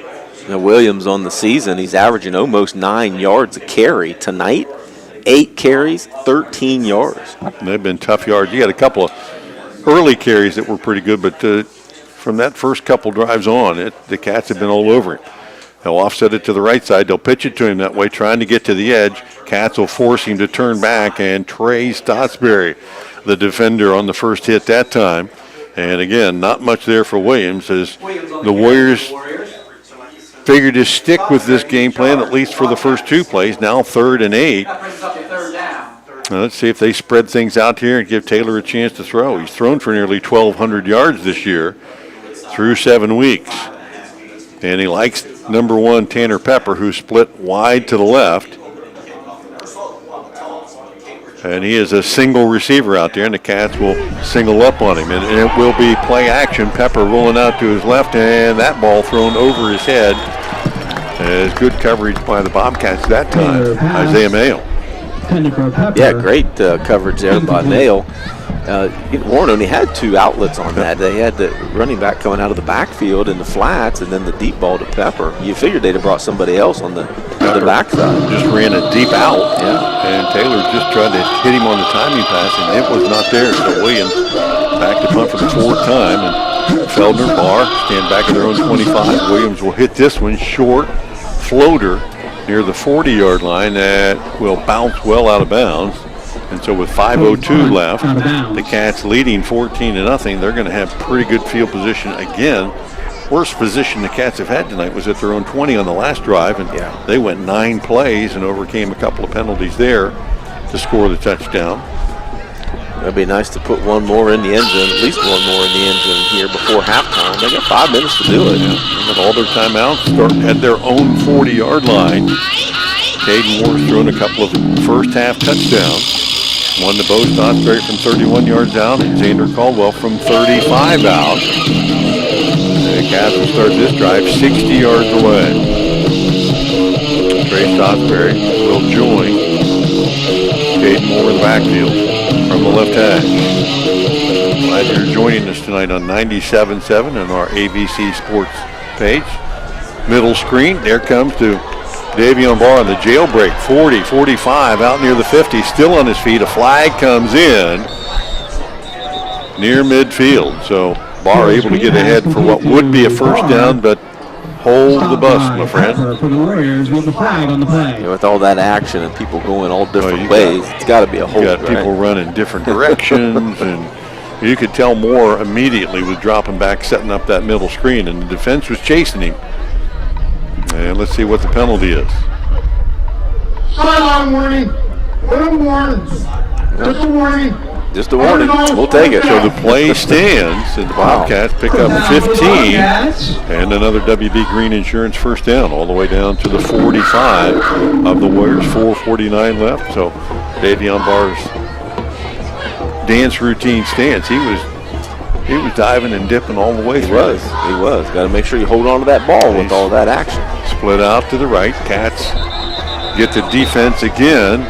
Or they're going to call the Cats this time for stepping. Well, Andy Ogle took too many steps backwards. He was doing a little dance routine, apparently. Andy has been injured for the last couple weeks. He's just got to be excited to be back out there. But you can move 1 feet, but you can't move 2, right? That's right. Bobcats have done that a lot this year to try to get people to jump offside. They'll stay with the same formation, maybe the same play, 1st and 15. And Moore will look to his right. Blitz coming, steps up. Now rolls to his right and fires it across the middle. Moore to Davion Barr, who makes a diving catch at the 43. So they got about half that yardage back. First pass complete to Barr. And with 4 minutes and counting, brings up 2nd down for the Bobcats. The Cats face 2nd and about 8. Barr's 7th catch for 71 yards so far here in this first half. We talked in the pregame how, even with Ogle out, Devin Ogle not playing tonight, the Cats still have plenty of weapons, and Moore has been able to find them all. Bo Stotsberry, Trey Stotsberry in the backfield to run the toss sweep. Stotsberry to the left side, and Trey looking for the cutback and able to turn it up and get something out of nothing, because there was a lot of white jerseys out there, and Warren will eventually pull him down. Tanner Pepper on the stop. And he was able to pick up enough to make it a makeable 3rd down, but you got to be thinking that Cambridge is thinking you got 2 plays here to get the 1st down with 3rd and 5. Yeah, you certainly don't want to give Warren the ball back with a chance to score before halftime. But, you're certainly in a manageable area with 3rd and 5. Pick up 2 or 3 here and go for it, 4th and short. Trey will stay in the backfield. He'll block on this one. Moore fires it, has Barr in the slot. He'll catch it and move it forward. That will move the sticks as well inside the 30. They'll give him progress down near the 25-yard line, and another WB Green 1st down. 3-minute mark. Cambridge on the move again, leading 14-0. And they just make it look easy. Again, when you're not trying to push the ball 50 yards downfield, just take those little routes in the middle with those weapons. It's hard to stop. 3-man bunch to the right. They find Barr. He hauls it in, pushes it up the field, and it takes 2 or 3 defenders to finally haul him down. Eden Strawler. Barr for the completion.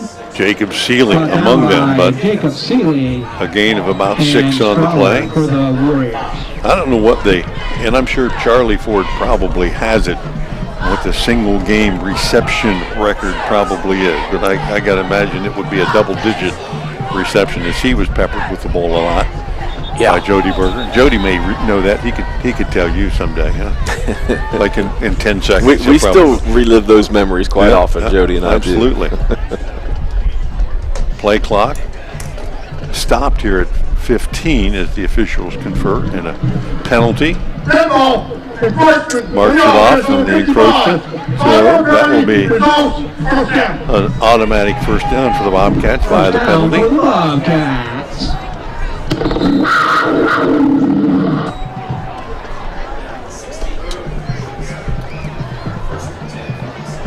So that's their 3rd encroachment. Yeah, Cats are going to have 1st and 10. They haven't moved the sticks on the far sideline yet, as the officials still, I don't know what they're discussing. They called the penalty. The penalty gave them the 1st down, but they haven't moved anything.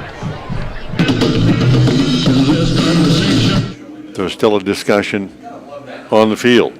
I want to thank our sponsors for tonight's game: Wayne Garage Door, Galaxy Pizza, Papa John, 209 Tire, Guernsey County Children's Services, Doan Ford, Patrons, Buckeye Mutual Insurance Company, WB Green Insurance, Southeastern Med, Abel's Inc., Valentine Insurance, and AMG Vanadium.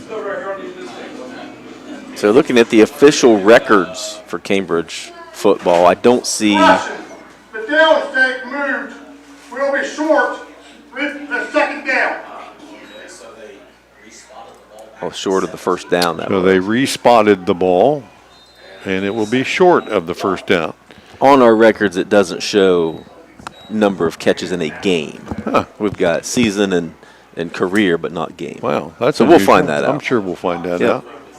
Charlie Ford, he's probably at a Massillon game tonight anyway, but he'll tell us if nobody else does. I'm sure Jody knows. Moore rolls to his left, steps up, and he's going to be close to that line to gain. He needed to get to 1st down. About the 17, yep, he got it. So that is, we didn't want a 1st down by penalty anyway. So the Cats move the sticks, 1:44 and counting. Cambridge with all of its timeouts remaining, leading by 2 scores.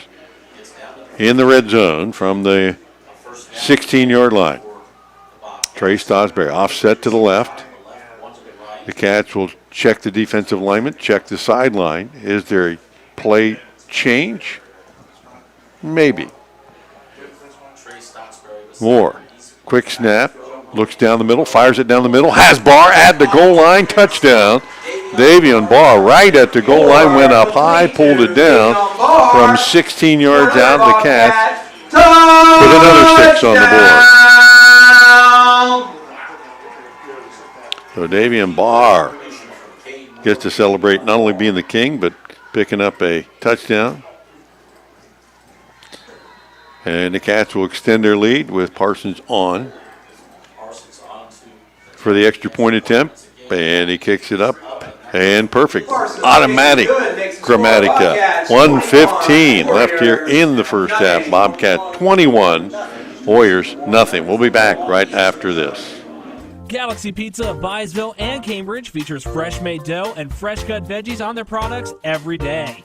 Pizza and wings make the perfect combination for your game. Galaxy Pizza is happy to help with the sports preview and want to wish all teams good luck in the upcoming season. Enjoy the evening and enjoy their pizza. Galaxy Pizza, we're out of this world. Give them a call in Byesville or in Cambridge to place your order at 685-0744 or 439-0744.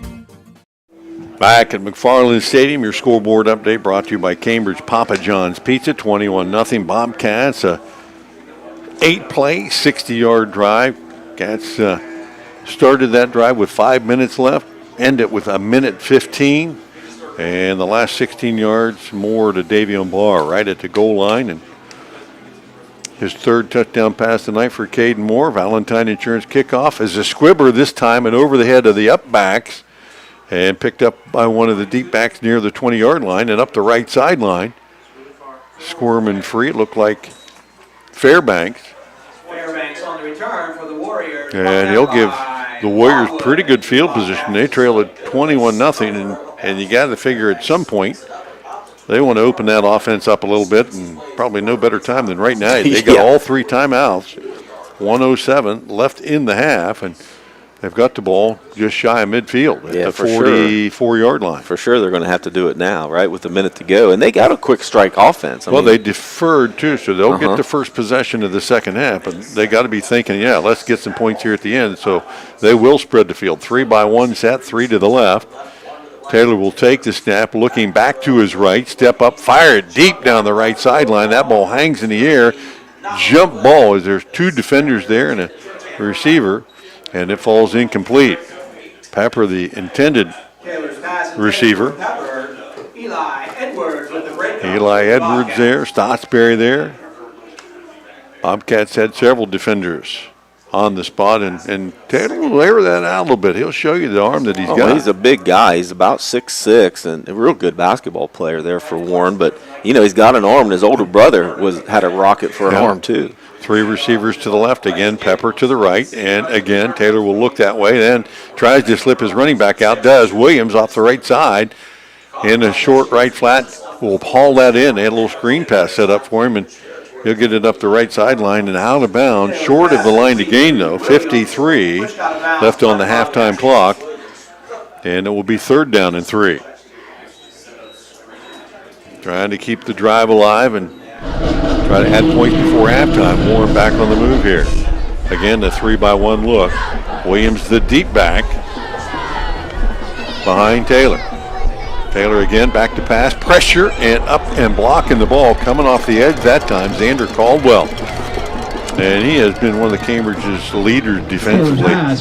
Tackling this year. And has had a lot of tackles for loss, but comes up with a big play there, defending that pass with knocking it down. Yeah, huge. Came off the edge there and full speed at Taylor, and Taylor had nothing to do. Even though he's 6'6", Xander still got up and blocked it. Back to punt. Williams, he's had a couple of bad snaps to deal with. This one's perfect.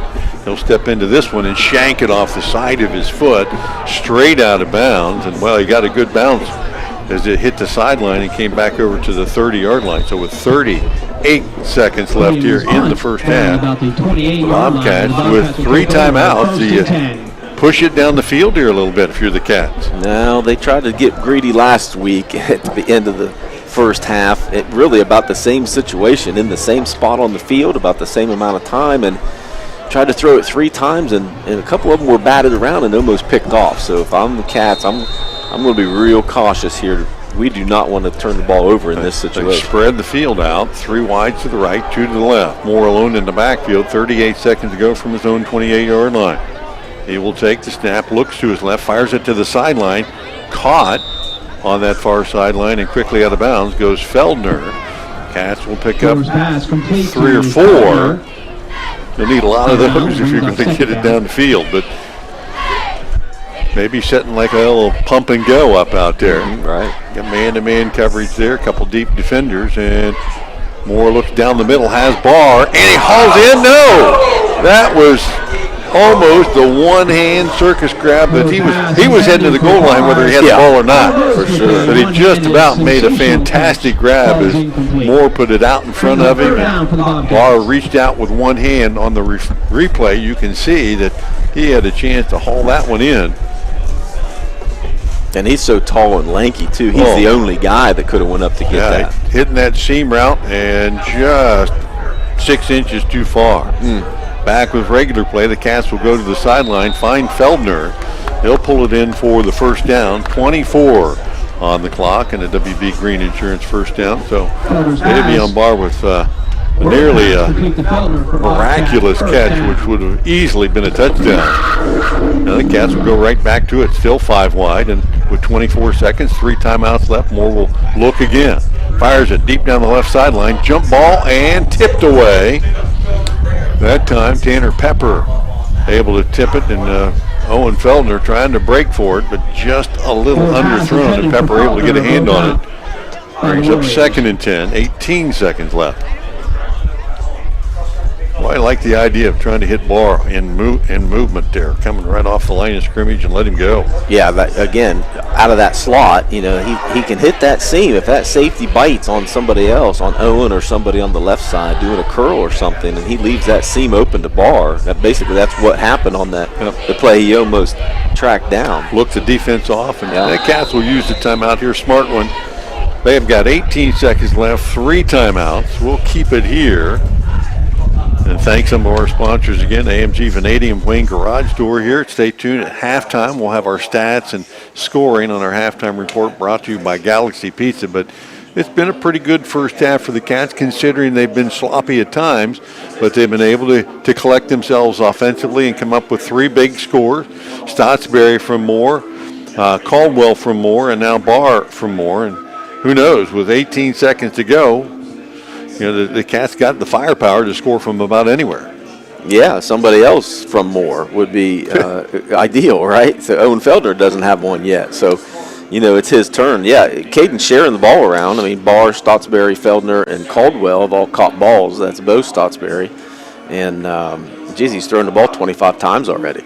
So, you know, the Cats have only run the ball 9 times, and a couple of those were not designed runs. I got a quick text here. Jerry Boyer wants to know, as he stays home and listens and sends his brother out into the cold. He forgot to sign up again probably today, but has Parsons ever missed an extra point? Jeez, I don't know. I do have the stats here available. I can find that out. We'll check that. We'll find that out and get back to you. Thanks, Jerry. I was thinking that after that last kick. I don't recall that. So I don't think so We'll either. check it out. 18 seconds left. Moore with some motion, looks back to the right, fires it out there, and Feldner on the catch. It looked like they were running the hook and ladder. Oh, for sure they were. And it Bo Stotsberry coming up the right sideline, but Feldner unable to haul it in, and there was a defender between him and Stotsberry anyway, so he wasn't going to complete that. But Cats pull out one of the trick plays there from page 8 of the playbook. That one's deep in the playbook. Deep in the playbook. So 3rd down and 10, 4 wide. Moore back to pass, has a swing guy and throws it out, has Stotsberry. Flags come in behind. Stotsberry will haul it in, and he'll jitterbug long enough for the clock to run down to the 3-second mark. Probably holding on the Bobcats in the backfield is what the flags probably are. And I'm sure that In offense, number 77. That is the call. Hero Grinder, replay third down. The Cats will replay the down, but they won't put the time back on the clock. 3 seconds. That's probably a good thing for the Cats. Go ahead and take a knee and let's get the heck out of here already. Yeah. 3 seconds left. It will be third down, and again, a couple city blocks for the Cats here as they find themselves leading, but they're also leading the penalty race tonight. I've got them unofficially 1, 2, 3, 4, 5 at least on the offensive side. Yeah, 9 total. Yeah, and they picked up a few on the defensive side as well. Yeah, game like tonight, you're ahead 21-0. You can think, we can overlook that a little bit, but the coaching staff probably not. No, because it's been a constant issue for the Cats. Really, other than last week where I think they only may have had 4 total for the game, it's been a constant issue, and that's going to come back and hurt you at some point. In situations like this, where you're playing a team that, on paper, you got them beat, right? And when you show up on the field, you can see you're a little bit quicker than they are, your offense is. And so far, your defense has played great. Don't give them a reason to stay in the game, or by having those extra penalties, you're just letting inferior teams stay in games. It's going to come back and get you. Moore comes out of the timeout with 3 seconds left, 3rd and 25, and he'll stay 5 wide. 3 receivers right, and he'll look back to his left. Now flushed from the pocket, rolls to his right, fires it down the right sideline, and towing the sideline, and Xander Caldwell could not haul it in and stay in bounds. And that's going to bring us to the halftime break with Cambridge on top. 21-0. Bobcats scored once in the first period, twice in the second. We invite you to hang around. We're going to catch up on some other scores around the area. Our ONN halftime show available as well. We'll get our stats and scoring in order. Remind you that you're listening to high school football, the Bobcat Network here on 97.7 WILE and AVC Sports YRPtv. We'll be back in a few minutes. Whether you are experiencing pain in your knee, tingling in your fingers, or a sore back, Superior Med Orthopedics is here for you. Their patients' health and safety is their top priority, and they currently offer telehealth visits for your initial appointment. Take comfort in knowing when you come to their facility, they're following all protocols to ensure you remain safe. Find out all their team offers by visiting seormc.org today to learn more. I was sitting in my car and it wouldn't start. I lifted the hood and the engine was falling apart. What would I do? My eyes filled with tears. And on the radio I heard of West 40 by Pay here, where for a little money down and a little each week, I could have a car, nice, shiny, and sleek. So I walked in the door and I put the money down. Now I got a nice car that I can drive around. West 40 by Pay here will help rebuild your credit. The corner of Dewey and Route 40 in Cambridge, don't you forget it. West 40 Auto Sales, corner of Route 40 and Dewey Avenue in Cambridge, is home of the guaranteed credit approval, with most loans approved while you wait. Go to their website to fill out an online loan application, west40autosales.com. You'll also find their weekly special listed there. Cashback is not available on gas in New Jersey and Wisconsin. Susan, it's so great to finally be able to get together again. Oh, it sure is. And I really appreciate you picking up the bill. I'm happy to. I've got the extra cash. Since we've all been driving so much more again, I've been using Upside, the free app that pays you cash back for every gallon of gas you buy. Wait a minute. Are you saying you actually get paid cash when you buy gas with the Upside app? Yes. I get real cash back just for buying the gas I was going to buy anyway. But is it a hassle to use? No. It's super fast and easy, and I can cash out whenever I want. That's a total no-brainer. I'm downloading the free Upside app now. Download the free Upside app now to earn real cash back every time you buy gas. Use promo code HEAT for an extra 25 cents a gallon bonus on your first tank. That's promo code HEAT. You can cash out anytime right to your bank account, to PayPal, or an e-gift card for Amazon and other brands. Just download the free Upside app and use promo code HEAT for a 25 cents a gallon bonus on your first tank. That's code HEAT. season, just how far can Darrion Fair take them? Let's go down to Division 3. Villa Angela St. Joe sits at 6-1, but just 13th there in Region 9. If you're them, just get in and then see what happens, right? Yeah, just get in. What do we know about Jeff Roski's teams? They're going to be feisty. I always call Jeff Roski the program reinvigorator, because it seems like that's all he does is just goes into different programs. He was at Maple Heights. He rejuvenated that program. He went to Euclid, rejuvenated that program. I mean, the VASJ Vikings have a sophomore, Kylan Stubbles. He's a quarterback. He is fantastic. I think he's probably one of the best quarterbacks VASJ has had since maybe an Elvis Gerback. It's crazy to say. They've only won 7 straight and 10-2 on the season. So they had a big comeback win against Bishop Hartley. Was the team. So they are in position to make some noise, too. Yes, that was the team, Dale, we know. Division 4, let's go there next, and a team that you're very familiar with. I know your son plays for them. Glenville, 7-0, first in Region 14, and they are rolling. Yeah, I was just joking with guys out here in the studio after I just finished the show. 7-0. I said, hey, it'd probably be in everyone's best interest that Glenville goes independent. Just get out of the Cleveland Senate League, allows some of those programs to rebuild themselves up. And it allows Glenville to have, reschedule their own season matchups, as well as, just the competitive advantage that it would be able to, add to that program. Glenville's already beaten 2 Division III teams. And they also feature what I believe is 4 of the best players in Northeast Ohio, starting with Arville Reese. He's going to the Ohio State commit, Buckeye commit. He's a senior this year. He's going to be going down to Ohio State. And then you got the junior class, which is my favorite class, and watching these young men since they were 6, 7, 8 years old. And that features Bryce West, number 1 corner in class of 2024 as far as state of Ohio. And Deshaunte Jones, a running back who's probably the second best running back behind Hoban's Lamar Sperling.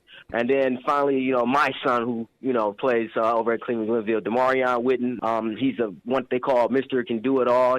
They seem to be in position to do some damage in the postseason. Dale Davison, we appreciate you hopping on, talking some Cleveland area high school football with us this evening, okay? Yes, thank you. And we'll be right back on the Ohio News Network. Bex recognizes this week's player with heart, Aiden Harbage from Global Impact STEM Academy, for his commitment and passion on the field and within the farming community. I've been playing baseball since I was in Little League T-ball. Something about it, being able to go 3 for 10 and it still be considered successful, kind of like farming and how there's ups and downs, and it's really just all about how you look at it. Yes, Aiden has seen plenty of ups and downs in baseball and in farming, even at his own farm. I myself have recently started the past 2 years. I farm my own 14 acres that I cash rent. So I kind of do that. I'm the farm owner. I have all the responsibilities of one, paying the rent, such as checking. I plan it, help around the farm a lot. And from there, it's just kind of, I've grown for the love of it. His years in FFA will help in his future, where he plans to attend Iowa State, Texas A&M, or Mississippi State for animal science or ranch management. At Bex, we are and will remain farmers at heart. From the Ohio News Network, this is the Ohio Education Association Tonight in High School Football. Named Best Sports Program in the Country by the National Association of State Radio Networks. Tonight in High School Football is presented by Bex Hybrids and by Ohio for Responsible Gambling. Now here's your host, Skip Mossick. Good evening, everyone, and welcome to Tonight in High School Football's Halftime Reports, where this evening we'll chat a little Cleveland high school football with our buddy Dale Davison from our Cleveland affiliate. Dale will join us next on the Ohio News Network. Every farmer has their reason for why they do what they do. For Bex, it's faith, family, and farming. Since 1937, the Beck family and family of employees have been committed to honoring God and helping farmers succeed. Farming is full of extremes, and we face the challenges with hard work and steadfast determination, delivering quality line of products backed by legendary customer service. We look forward to standing by your side, supporting you as you live out the life you were meant to live. Bex, when it comes to farming, we believe in something more. I'm Scott Demaro, president of the Ohio Education Association, and on behalf of the OEA's 120,000 members, we're proud to bring you tonight's game. OEA members teach in Ohio's public schools and universities. We drive your kids' buses and serve them lunch. We're school nurses, custodians, librarians, and more. And we coach your kids on the field. We believe in great public schools for every student, and we believe our team is always stronger when we stand together, just as we have for 175 years.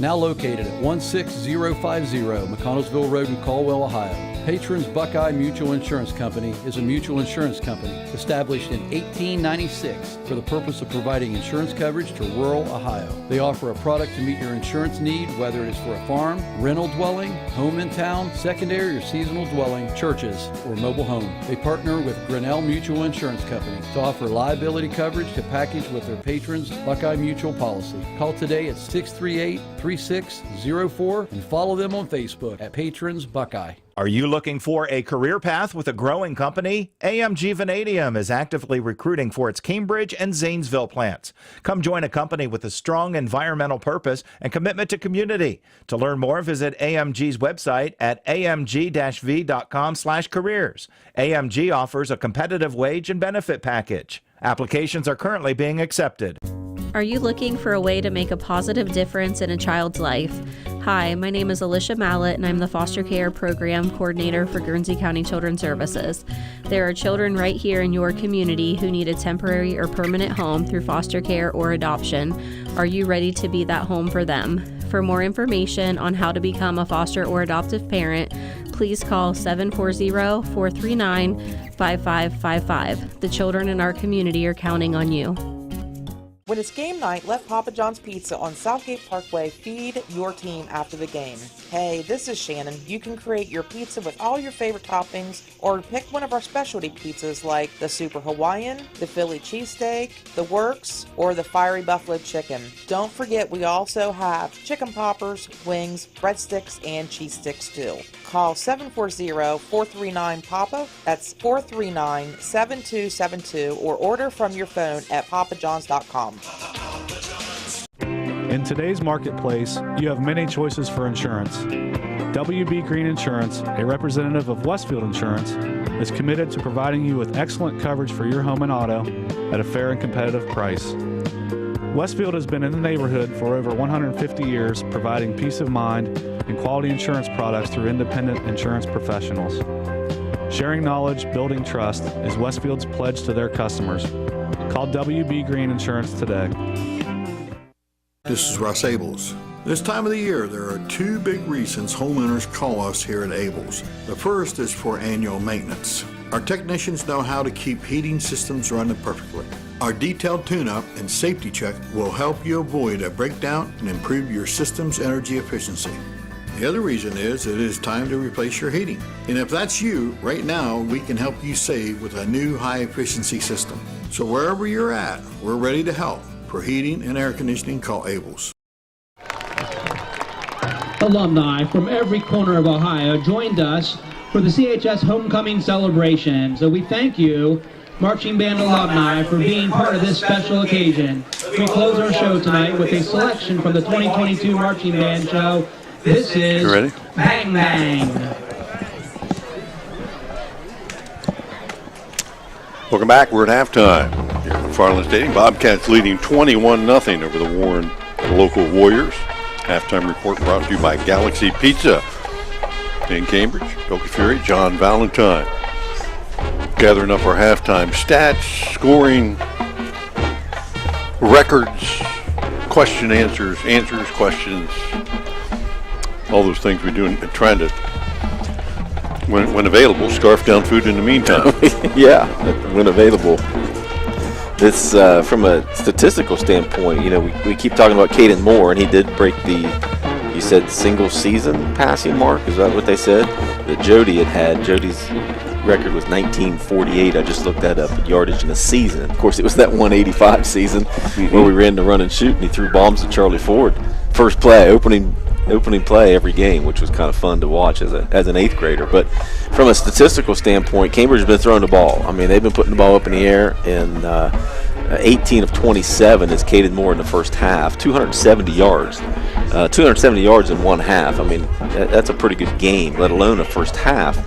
3 TDs. Now, the difference is, he did have those 2 picks. And, again, we talked about trying to do a little bit too much, throwing off his back foot. Didn't quite have the arm strength on it, and that's kind of why they flooded a little bit. But it's still a pretty darn productive first half for Caden. His favorite target, really a big play target the whole season has been Davion Barr, and that certainly holds true tonight. He's got 10 receptions for 108 yards and a score, and could have been another big one there at the end of the first half.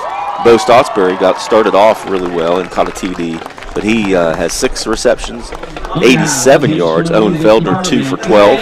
Xander Caldwell, 2 for 65, and he caught that 35-yard bomb into the end zone too. So throwing the ball real well. Cambridge is moving the ball through the air, but on the ground, Trey Stottsbury has 4 rushes for only 11 yards.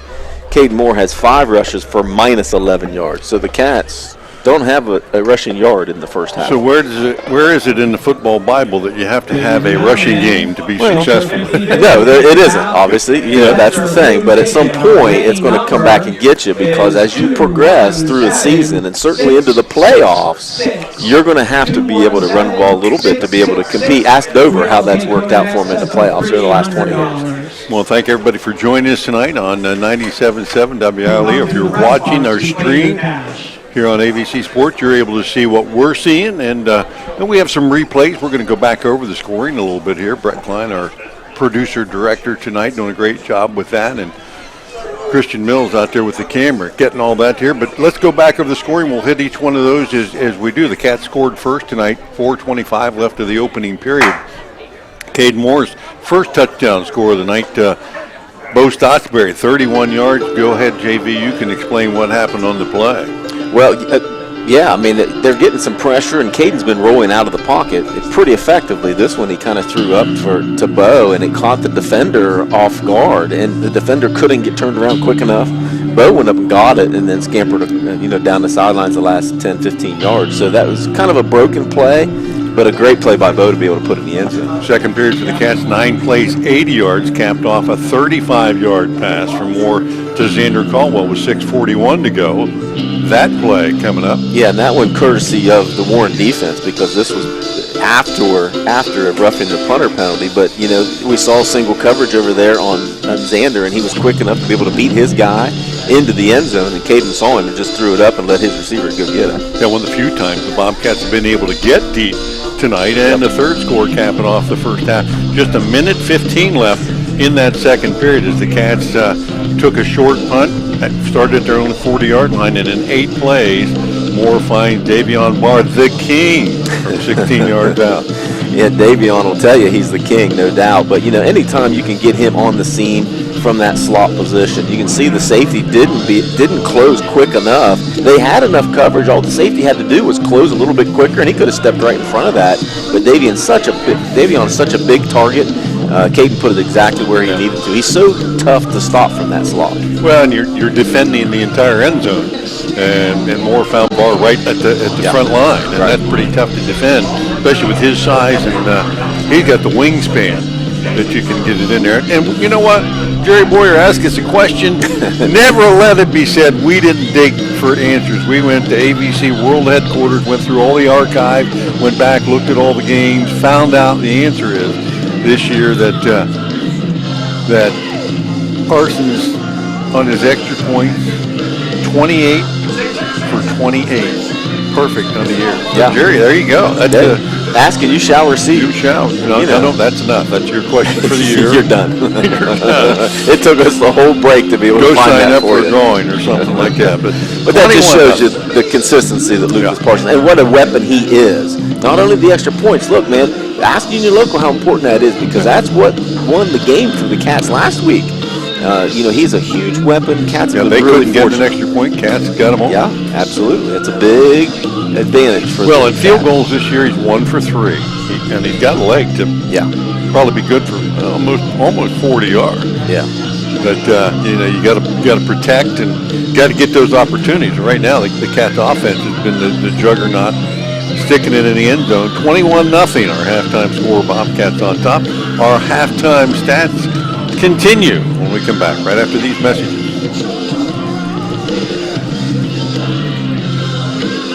So we can talk about their defense a little bit. Most of us are facing uncertainty every day. For job, your finances, sporting events, schooling for your children, and so much uncertainty surrounding you. There's one automobile you can be certain about, and that's Doan Ford. You can be certain that you'll always get a great deal and the best service afterwards. In business for nearly 60 years has given Doan Ford the reputation of being a strong, reliable dealership. Be certain. Choose Doan Ford online at doanford.com. This is Russ Abels. This time of the year, there are two big reasons homeowners call us here at Abels. The first is for annual maintenance. Our technicians know how to keep heating systems running perfectly. Our detailed tune-up and safety check will help you avoid a breakdown and improve your system's energy efficiency. The other reason is it is time to replace your heating. And if that's you, right now we can help you save with a new high-efficiency system. So wherever you're at, we're ready to help. For heating and air conditioning, call Abels. Looking for new tires for your ride? 209 Tire in Cambridge should be your first stop. 209 is committed to high-quality customer service and offering competitive prices on top-of-the-line inventory, including Bridgestone, Cooper, Mastercraft, and so much more. Stop in 61074 Southgate Road in Cambridge and see Chuck and Brandy. They're open Monday through Saturday from 8 a.m. to 5 p.m. or visit their Facebook page at 209 Tire. In your time of need, will you be happy with your cut-rate car insurance? Will you have the coverages you need? Valentine Insurance is dedicated to protecting you and your family when you need it. As an independent insurance agency, we have partnered with many reputable insurance companies who even have local claims adjusters to provide you with unbeatable service. Are you going to trust a talking lizard to help you with your claim? Really? Don't let this happen to you. Trust the professionals at Valentine Insurance. Call 994-1776. Welcome back to McFarland Stadium. Halftime continues on our Galaxy Pizza halftime report. Bill Kafury, John Valentine, welcoming you back here, 97.7. 21-0 Cats with a halftime lead, and the 21 points we kind of recapped a little bit with the video replay if you're watching us and joining us with the streaming video. But, the other part of that score is the 0 and what the Cats have done defensively tonight. Pretty impressive as well. Yeah, to me, that's the most impressive part. Not only the 0, but Warren for the whole first half has 29 total yards of offense. So, I know the Cats gave up almost 300 yards on the ground last week to Union Local. That team can run the ball. I'm telling you, it was a very entertaining game. They are big and they are strong and mean.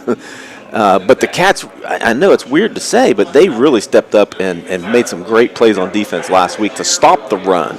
Today, Warren came out and said, you know what, we know you can't stop the run. Last week was a fluke. We're going to run it down your throats. And guess what? 11 rushes, 16 yards later in the first half. That has not worked out for them. So they've tried to throw a little bit in, passing situations where the Cats know it's coming. And Trent Taylor's only 2 for 7. For 13 yards in the first half, and both receptions were by Jason Williams. So, credit the Cats' defense. Look, we expect 21 points a half from that offense, right? With the athletes that you have and the quarterback that can get them the ball, we expect that every single game from the offense. The defense, however, has really struggled, this second half of the season. They started out the first 3 games playing really good defense, but that was against weaker opponents. The last couple weeks, man, they've kind of figured some things out and, really impressed with the defensive play that first half. Well, and a lot of people would look at the success or the things you struggle with sometimes and say, well, why don't you just do this different? Yeah. Well, team can't stop the run. Why don't you run the ball? So tonight you take a team that's throwing the ball here in Warren and you say, well, we're going to run the ball. And it isn't so much about the X's and the O's. Yeah. It's the Jimmies and the Joes. And we've said that before. And the teams that Cambridge has played that have had great success running on them isn't just because they were able to scheme the right plays enough times. It's they have some pretty quality athletes and they can get it done. Yeah, absolutely. Union Local and Bel Air both proved that, and really Indian Valley, for goodness sakes, they were really solid in that too. They were up 20-7 at halftime over Ridgewood, by the way. But, yeah, Cats have faced some pretty good teams that can run the ball. Yeah, it's a little frustrating for Warren because new coach this year, right? Brings in a new system, and they want to throw the ball all over the place. And I know some of the Warrior fans are like, wait a minute, man, we got an all-state running back in the backfield, setting records all year last year, 300-yard games. What are we doing? Why are we not getting him the ball and running the ball a little bit more? So it's a little bit of a transition for the team to be able to get used to throwing the ball all over the place when you have a weapon like Williams. Well, and if you flip that coin to the Cambridge side, too, and you say, well, man, they're X and O and those offensive plays so well.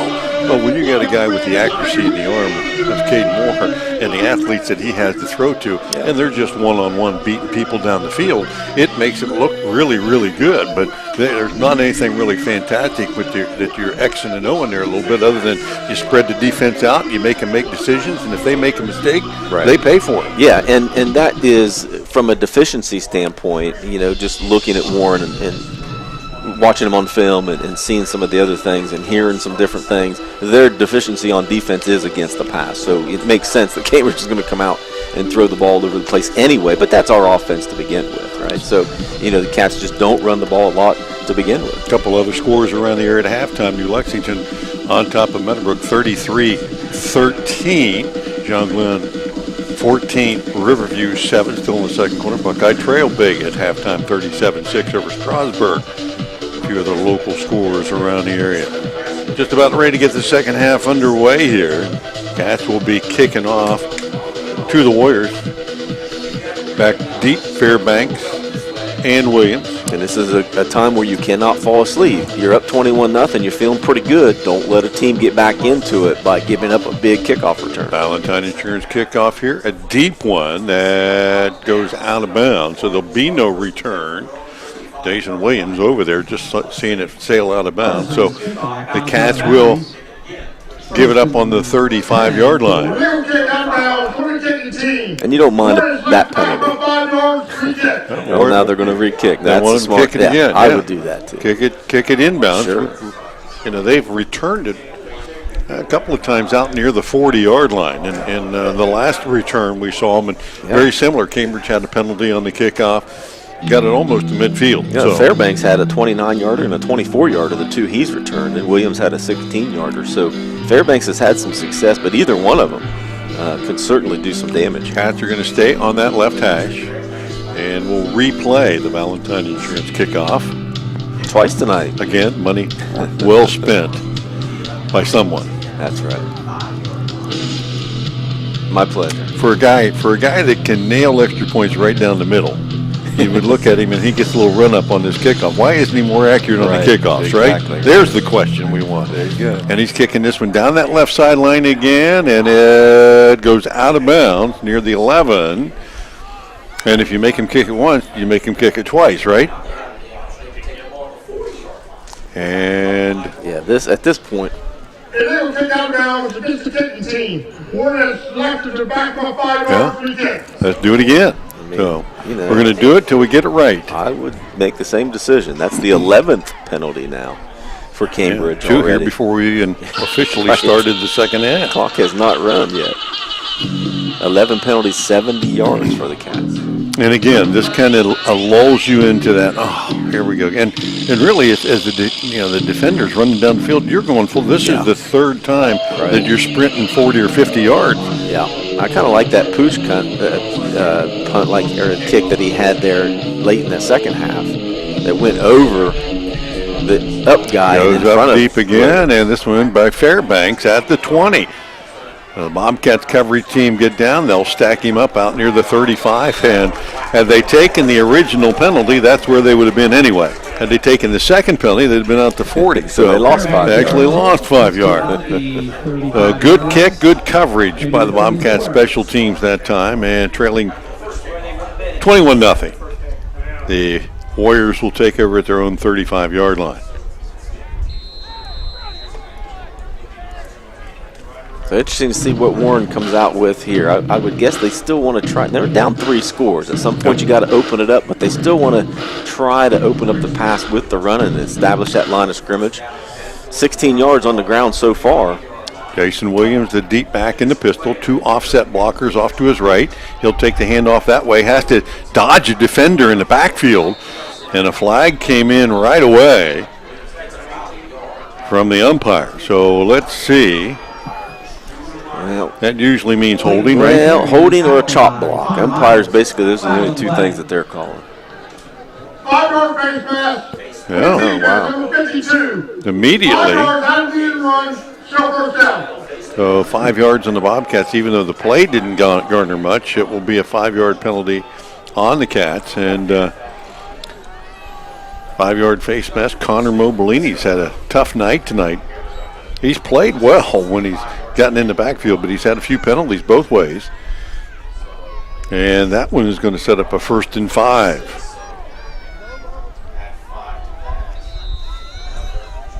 So the Warriors will line up again. Power set, offset to the left.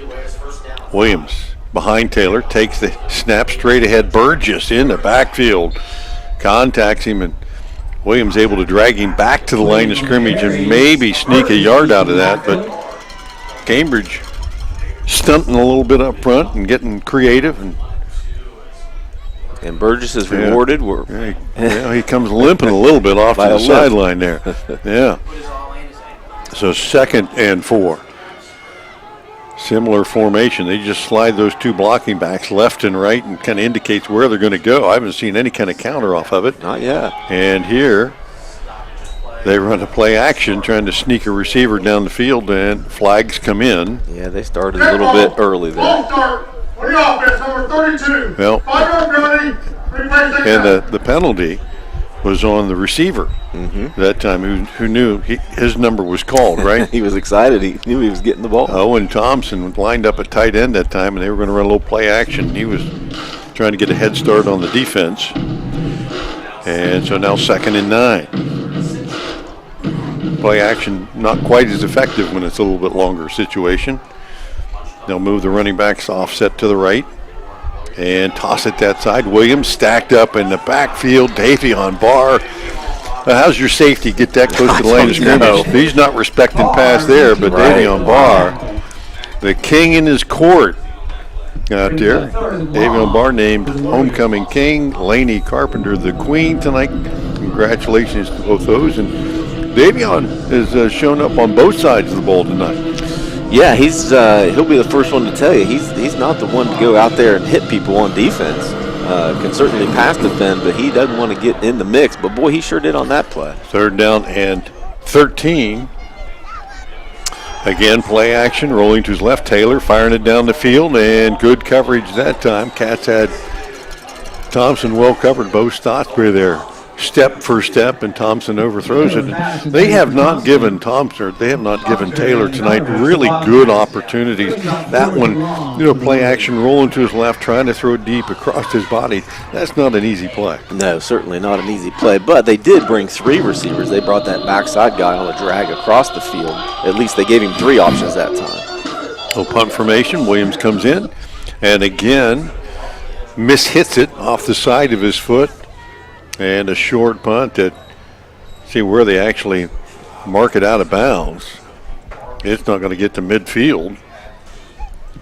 And they'll actually spot it at the 41-yard line. So the 6th punt of the night for Jason Williams, and they've gotten a little bit shorter. This one will set Cambridge up in plus position at the 41 of the Warriors, leading 21-0. And Williams is their regular punter. They are without kicker Sam Purdue, but he's their regular kicker. But Williams is the regular punter. He's really struggled a little bit tonight with Cats 1 by 3 with the wide receiver Stotsbury in the backfield. Will take the draw play straight ahead, and nothing doing there. As Jason Williams, who was forced into duty on the defensive line of all things. You take your running back, and they had a guy get hurt, and they've got him playing a nose guard tonight. He made the tackle there for minus yardage, -2. 3 by 1. Option play right side. Moore will keep it. Still has Stotsbury out there, and he couldn't get a block, and he couldn't get the pitch.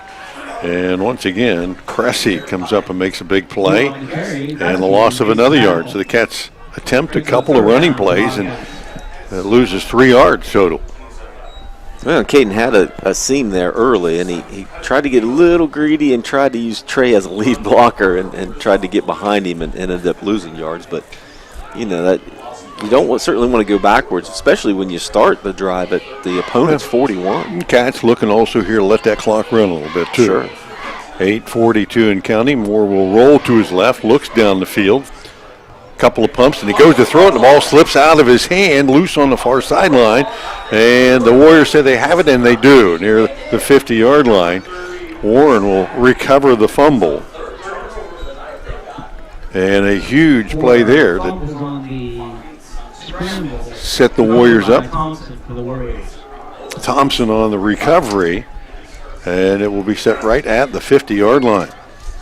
So, yeah, like you said, you just can't make mistakes and let the other team have opportunities. And the worst that could have happened or should have probably happened to the Cats there is you punt the ball away. But now you've got the defense back on the field, and they've been good tonight. But how many times can you put them in this situation, right? At some point, they're going to break, and, Warren's going to get push the ball in the end zone.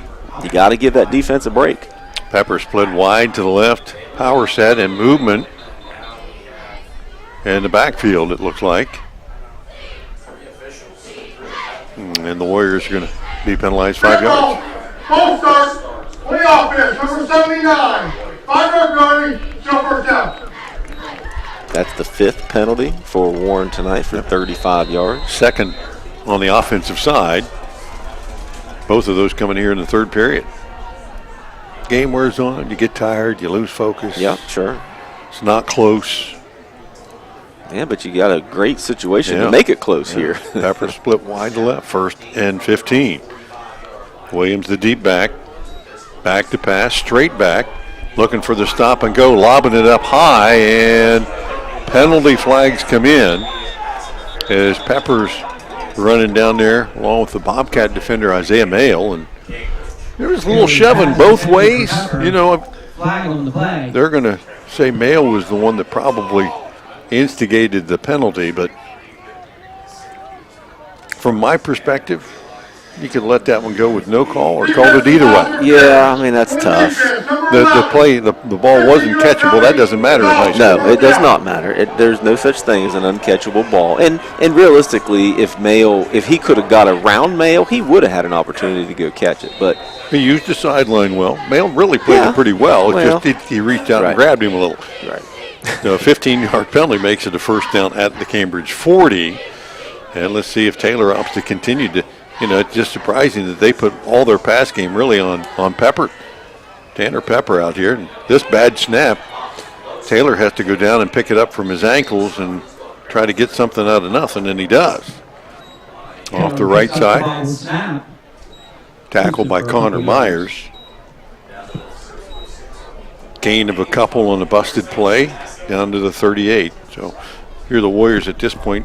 This situation on the field, you're probably thinking 4 plays anyway, but yeah, at this time in the game and playing the field position, they got to be going for it on 4th down. That's put Mayle on Pepper one-on-one. He's got no help on the island.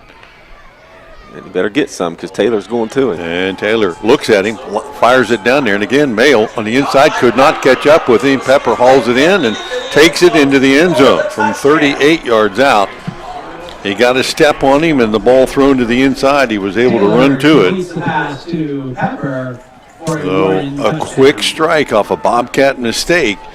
And just like that, the Warriors right back in it. Still early third period here, 7:39 left. 38-yard pass. And that's just a good call there by Taylor because they made an adjustment there at the line of scrimmage because he saw press coverage. Extra point attempt up, and it is good by Williams, and just like that, our scoreboard update from Papa John, 21-7 Bobcats over the Warriors. We'll be back right after this. Galaxy Pizza of Byesville and Cambridge features fresh-made dough and fresh-cut veggies on their products every day. Pizza and wings make the perfect combination for your game. Galaxy Pizza is happy to help with the sports preview and want to wish all teams good luck in the upcoming season. Enjoy the evening and enjoy their pizza. Galaxy Pizza, we're out of this world. Give them a call in Byesville or in Cambridge to place your order at 685-0744 or 439-0744. Y'all ready for this? You saw the quarterback say, Yep. Sound effect Friday. 7:39. Was the sound of Tanner Pepper going for 6 from 38 yards out. Trent Taylor lobbing it up to him, and JV and I were just talking. They came up, the quarterback Taylor recognized press coverage, no deep help, changed the pattern on the outside, and that's an easy pitch and catch, really. Especially with, and Pepper's a freshman. I mean, but you can see he plays bigger than a freshman. Williams kicks it off, the Valentine Insurance kickoff, picked up on the sideline by Logan Feldner. Yeah, not Logan Feldner. I just gave Owen a new name, Logan. Logan's Run. That's a great movie, wasn't it? Bobcats. I'll take your word for it. Yeah, it's before your time. A little bit. The Cats will bring it out to the 32. 1st and 10, 21-7 lead Cambridge. But an opportunity to get the offense rolling again. 7:33 left here in the third. Bobcat mistake taken advantage of by the Warriors. Just 2 plays to cover 50 yards. So Moore with 3 wideouts. Drops back, now rolls to his left. Fires it across the middle, trying to get it to Davion Barr again. Boy, he was well covered, and Moore's pass nearly picked off as it got tipped. You got to be thinking here. There's other guys right now that every time Davion Barr lines up, he's getting a committee on him. Yeah, and I'd get back to just a nice 3-step, 5-step drop and try to throw those quick ones instead of getting Caden rolling to his opposite side. He's not throwing the ball real well to the opposite side. 3 wide to the left, 1 to the right. 2nd and 10. Stossberry offset to the left. And he'll take the handoff straight ahead. Not much there as he's tripped up right at the line of scrimmage. Guess what? How about Jason Williams one more time? He's just so quick. At that nose guard spot, he's just sliding by the center and into the backfield virtually every play because of his quickness. Yeah, I mean, he's a good player. I mean, he leads the team in tackles anyway, as it is, coming into the game. So, he's just a player, and he missed a little bit of time as well. Normally plays in kind of that outside linebacker-ish role. 3rd and 8, Moore rolling to his left, 3 receivers that way. Stops, fires it back to the right side, has Barr breaking against the seam at the 40. Down the right sideline, they will not catch him even with the angle, and Davion Barr will take it to the house. 66 yards total.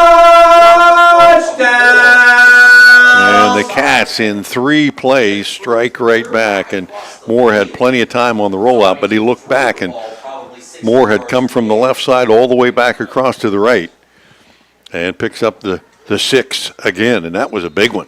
Yeah, and that was just a blown coverage, really. They just couldn't keep up with Davion coming clear across the field. He just had too much speed, and they couldn't catch him. Caden recognized it. And Parsons on for the extra point attempt. Jerry Boyer did not jinx him. He nails that one, too. And he remains perfect on the night, 32 of 32 on the season, and it's 28-7. Cats will be back right after this. You're headed to work, and as you pull out, you notice your garage door has a broken spring, or a loose cable, a roller that's jumping the track, or some damage from your teenager who's still learning to drive. No worries. The professionals at Wayne Garage Door can provide quality service fast when you need it. And because you're busy, we make it easy to schedule a service call. Just go to waynedoor.com on your phone and request a visit from one of our skilled technicians. We'll get you on the schedule right away, and you'll experience peace of mind before you reach the office. Wayne Garage Door, service when you need it. Back at McFarland Stadium, Galaxy Pizza, or check that to Papa John's Pizza scoreboard update. There's been so much scoring, I'm confused tonight. 6:35 left here in the third period. Cats 66-yard catch and run. Barr from Moore. just a 3-play drive for the Cats to go 68 yards. And here's our Valentine kickoff. And this one backs Fairbanks back up inside the 15. He'll bring it out across the 20. And I think Chris Burgess will haul him down there. The Bobcats defense will make the Warriors go a little bit longer this time. That's Fairbanks' 4th return for 80 yards, so he's having a pretty good night tonight. Getting a lot of returns means one thing. Cats are scoring points. And Caden Moore's 4th touchdown pass tonight, spreading around a little bit, but the 2nd for Davion Barr. So first down and 10 for the Warriors. Barr closing in probably on a 200-yard game now. 174 is what I got so far. First and Big 10 night. from their own 27. Handoff straight ahead. Williams, he had a head of steam there and popped right through into the arms of Sean Harrington, but he gave him a ride. And Williams picked up about 8. That's his biggest run of the night. 13 rushes, 20 yards for Williams. Again, averaging almost 9 yards a carry coming in. You might think that the Warriors will start airing it out a little bit more, but a healthy dose of Williams in between. And again, Owen Feldner, one-on-one out here against Pepper. And they'll just lock up. As Williams off the right side will pound it forward for enough for a first down. Just the 3rd first down of the night for Warren. Out to the 39-yard line. 1st and 10, and again, Peppers with single coverage out to the left. Davion Barr leaning that way, and here comes the play as they'll throw it underneath. Barr with the missed tackle as that one underneath the Strahler. And he'll get it up close to a first down. And a Bobcat slow to get up on that play is Burgess again. They got banged up a lot tonight. And it will be 2nd down and about a half yard. So Cambridge really playing the run with 9 guys and single coverage in the pass situation. They'll go into the boundary this time, and the Cats will play off of the receivers. And they hand off straight ahead to Williams, and he'll run into a brick wall that time. How about Xander Caldwell? Williams. Face-to-face, met him at the line of scrimmage and drove him back. And I think if there's no gain on the play, there might have been slightly a loss. So 3rd and a full yard now. Bobcat defense comes up with a big play there. They'll need another one here. They're trying to force the 7th punt of the night. 4:16 left here in the 3rd period. 28-7 Cambridge. Warren on the move at their own 48-yard line, 3rd and 1. Feldner, man-to-man coverage on the left side. Handoff straight ahead. Williams hit at the line of scrimmage. Will drag a defender forward for a couple of yards and a first down. And Connor Myers on the first hit that time, but could not bring down Williams, who had a pretty good head of steam. And the first time tonight that the Warriors have had 2 first downs in a drive.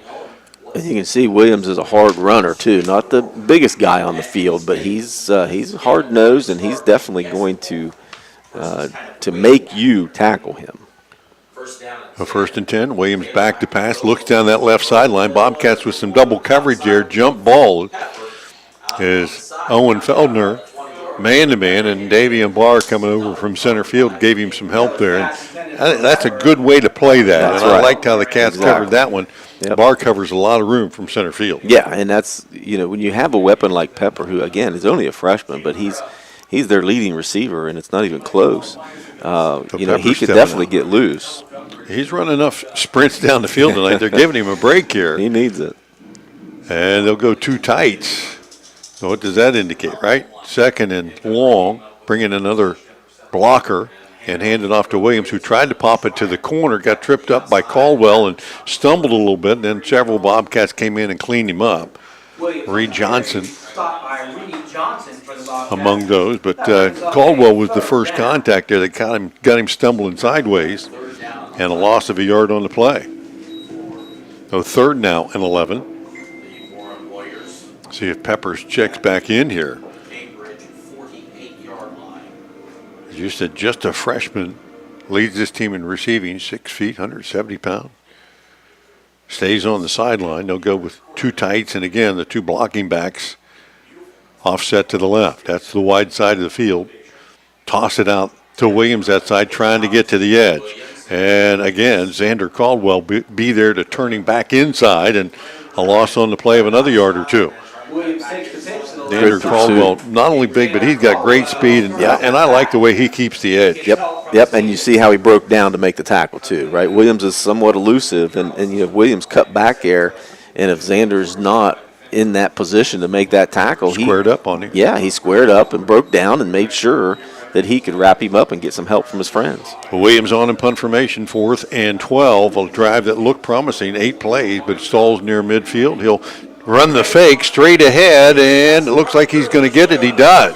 Went straight up the gut, caught the Bobcats sleeping. Trey Stottsbury had an angle on him, but couldn't bring him down, and Williams will get the first down. Keep that drive alive and give Williams about 15 yards on the carry.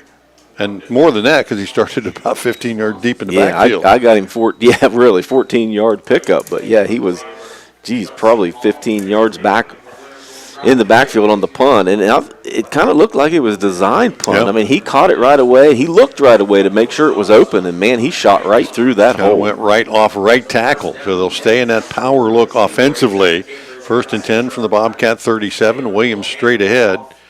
Or check that, maybe Fairbanks on that play. It's possible that Williams probably got a break for a play or 2, or maybe not. Yep, that was Fairbanks. Yep. We know there's a 2 on there. You just got to find the other one. You got to find the other 2. It's hard from the sideline here. It's hard when your eyes are. It's hard to focus all the way down. Got old eyes. Well, I wasn't going to say that. Mine are new though. I've had some cataracts taken. I can actually see numbers now. 2nd and 8. Again, Fairbanks ahead. Cuts it back a little bit and gets positive yard down near the 31. For the Bobcats stack him up. Bo Stottsbury there. Play 11. So by far the best drive of the night that the Warriors have been able to put together. Yeah, but they're quickly running out of time. We're counting down here in the 3rd quarter. 40 seconds in counting. They trail at 28-7. Fairbanks stays in. Blockers offset to the left side. Taylor hands it off left side. And Fairbanks stacked up short of the line to gain here. Going to bring up a 4th down as he got just inside the 30. They'll give him the 29, but that'll be a good 3 yards short of the 1st down marker. Well, I don't think you have to worry about a fake punt here. I'm guessing they're going to go for this one. Warriors are going to take this time as the clock winds down the 3rd period. We'll take it with them. 28-7 Cats on top. You're listening to Bobcat football here on WILE 97.7. We'll be back right after this. I was sitting in my car and it wouldn't start. I lifted the hood and the engine was falling apart. What would I do? My eyes filled with tears. Then on the radio I heard of West 40 by Pay here, where for a little money down and a little each week, I could have a car, nice, shiny, and sleek. So I walked in the door and I put the money down. Now I got a nice car that I can drive around. West 40 by Pay here will help rebuild your credit. The corner of Dewey and Route 40 in Cambridge, don't you forget it. West 40 Auto Sales, corner of Route 40 and Dewey Avenue in Cambridge, is home of the guaranteed credit approval, with most loans approved while you wait. Go to their website to fill out an online loan application, west40autosales.com. You'll also find their weekly special listed there. Welcome back to McFarland Stadium, 4th quarter. Just about to get underway, 28-7. Bobcats on top and in command. Warriors defense facing a 4th and 3 at the Cambridge 29-yard line. Put together a 12-play drive here, at their own 27. And Williams back in the game, Fairchild actually, and they'll play action rolling out to the right, completed to the tight end, and that's going to be enough to move the sticks. Slide down to the backfield, Aiden Strawler, one of those up backs. So Taylor's pass, Strawler down the sideline for the 4th first down of this drive. Will spot the ball at the 20-yard line, and that'll get Tanner Pepper back in the game at that wideout spot. So Fairbanks is being able to pick up the slack a little bit here in the drive. He stays in. Pepper will spread the field wide to the left. He'll draw single coverage from Reed Johnson. He'll give him a bit of a cushion out there. And Taylor will look that way and throws it. Nearly picked as they ran a little stop, about a 5-yard stop for Pepper. And Johnson had it timed up, but that pass was thrown over the head of both of them because Johnson was coming. Yeah, and they would not have caught Johnson down the sideline. If that would have been a little bit lower, he would have been able to pick that. They weren't going to catch him because he's got some wheels. So 2nd down and 10. And again, Johnson will slide over, man-to-man coverage on the outside on Pepper. Handoff straight ahead. And Fairbanks will pound his way inside the 20. They'll give him down to the 17, 15th play of this drive. And this is probably what the Warriors were intending to do from the outset. Yes. Let's have those 12 and 15 play drives, cap them off with the score, and keep the ball away from the Bobcats. The problem was they gave Cambridge a 21-0 start. Right. That's for sure the MO coming into the game. The game plan was certainly to try to wear Cambridge down and keep the ball out of their hands on offense. The Warriors facing 3rd down and 7 from the Bobcats 17. They'll take a timeout. We will too. 28-7. You're listening to high school football, the Bobcat Network here on AVC Sports. We'll be back right after this. This year, the Southeastern Med Cancer Services team is celebrating 30 years of being accredited by the National Commission on Cancer. Earning this accreditation and maintaining it for 3 decades is a testament to their team's quality outcomes, dedication, commitment, and care for their patients and community. Learn more by visiting seormc.org today. Back in McFarland Stadium, 11:14 left in regulation. 28-7 Cambridge on top. Warren Local trying to climb back into it. They scored their first touchdown early in the period, aided by a Bobcat turnover, making it 21-7. Cats responded instantly. 66-yard pass to Davion Barr and made it 28-7. But now Warriors have put together their best drive of the night. 15 plays, starting at their own 27.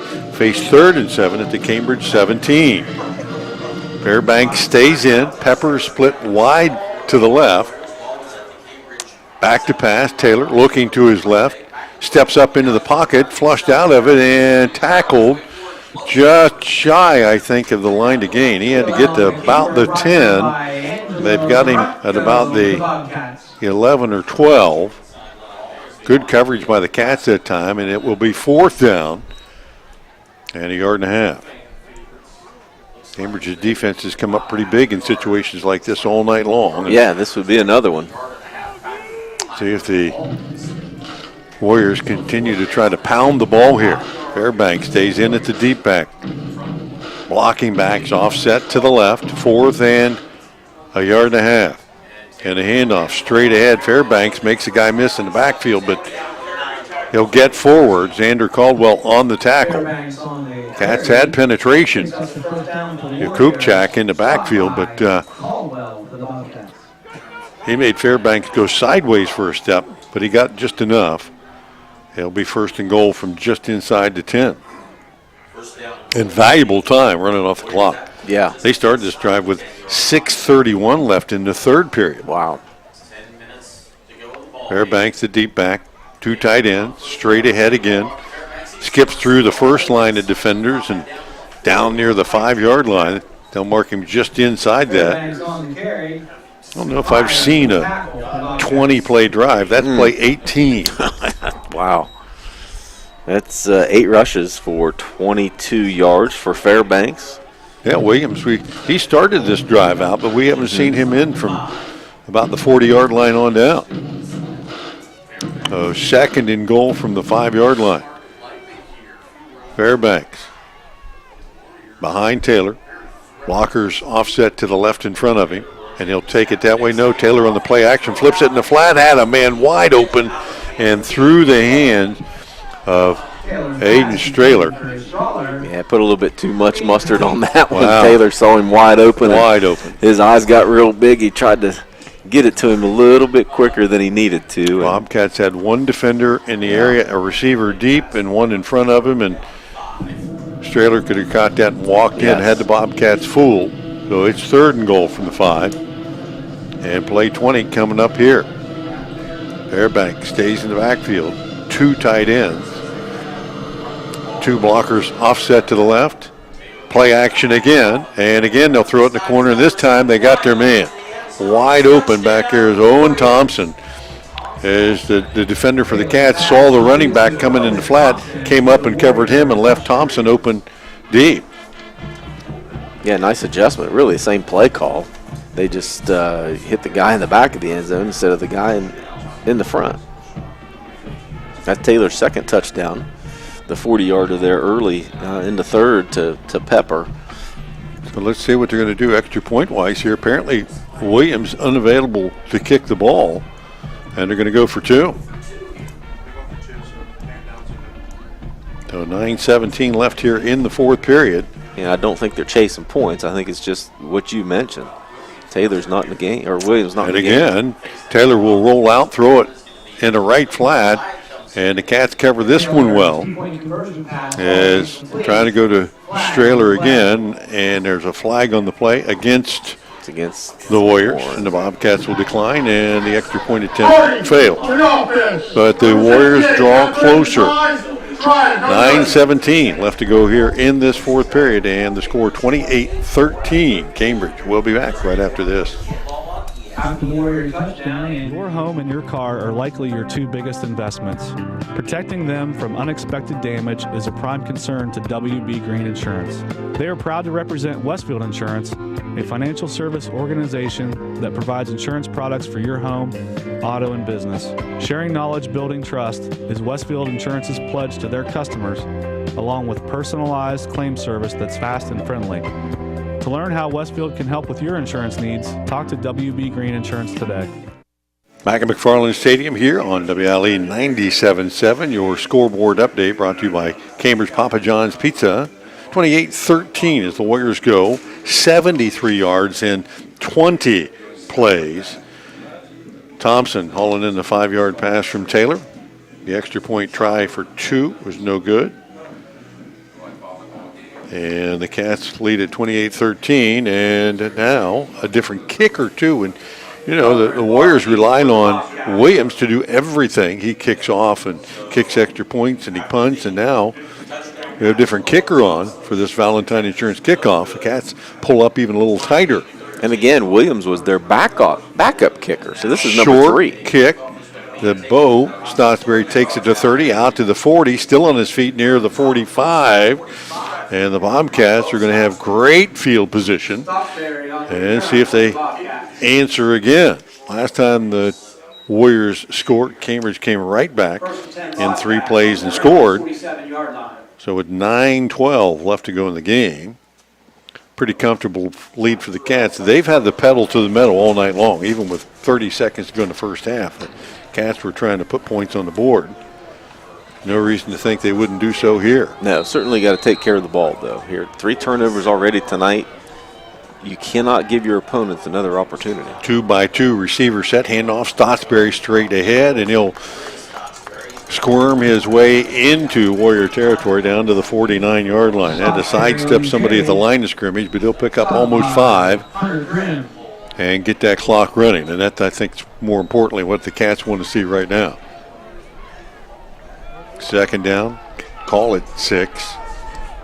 Cats with a 2-back set this time. Play action, more rolling to his right, trying to give get away and could not.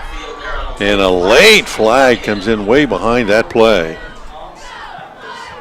As a nice play, Owen Thompson, who caught the touchdown, moved into one of those defensive line positions in the defensive end spot, made that tackle for loss, and a flag came in well at the end of that play. Cats are walking backwards. Yeah, you would think it would be a hold. I mean, in the middle of the field. I mean, it was well away from where Moore was rolling, but yeah. Dead ball. Personal foul. For the offense, number 52. 15 York County. And Mobilini probably, Connor Mobilini probably wishing that they didn't have microphones for the officials anymore to announce every penalty, because he's had a number of them tonight, and that one kills the Cats. Third down, dead ball after the play, and now third down and close to 30 yards for the Cats here. Yikes.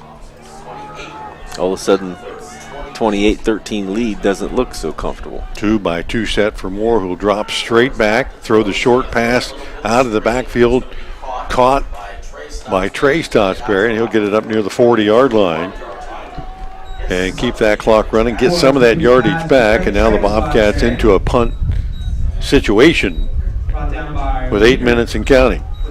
Leading 28-13, but they're going to give the ball right back to the Warriors. Cats line up in that offensive set, but Moore will roll to his left, and now we'll step into it, punt it away, and pooch it down the field and out of bounds. Didn't get a lot on it and had to roll to his left and try to punt it with his right foot. And that's, next time you're in your backyard, try that out. You can't do it. And that's why he can only kick it so far. To me, if you're going to do that, just roll to your comfortable side. Roll to your right side, or just kick it right away. You just catch it and kick it. Yeah, you're putting your guy in a really bad situation here. Actually, the first punt tonight the Cats have actually had to do that's counted. And now the Warriors take back over. Down a couple scores, 7:44 left in the game. They'll start at their own 45. Pretty good field position for Warren. Back into a tight formation. Pepper split short right side. Drawing one-on-one coverage. They'll hand it off straight ahead and stopped in the backfield.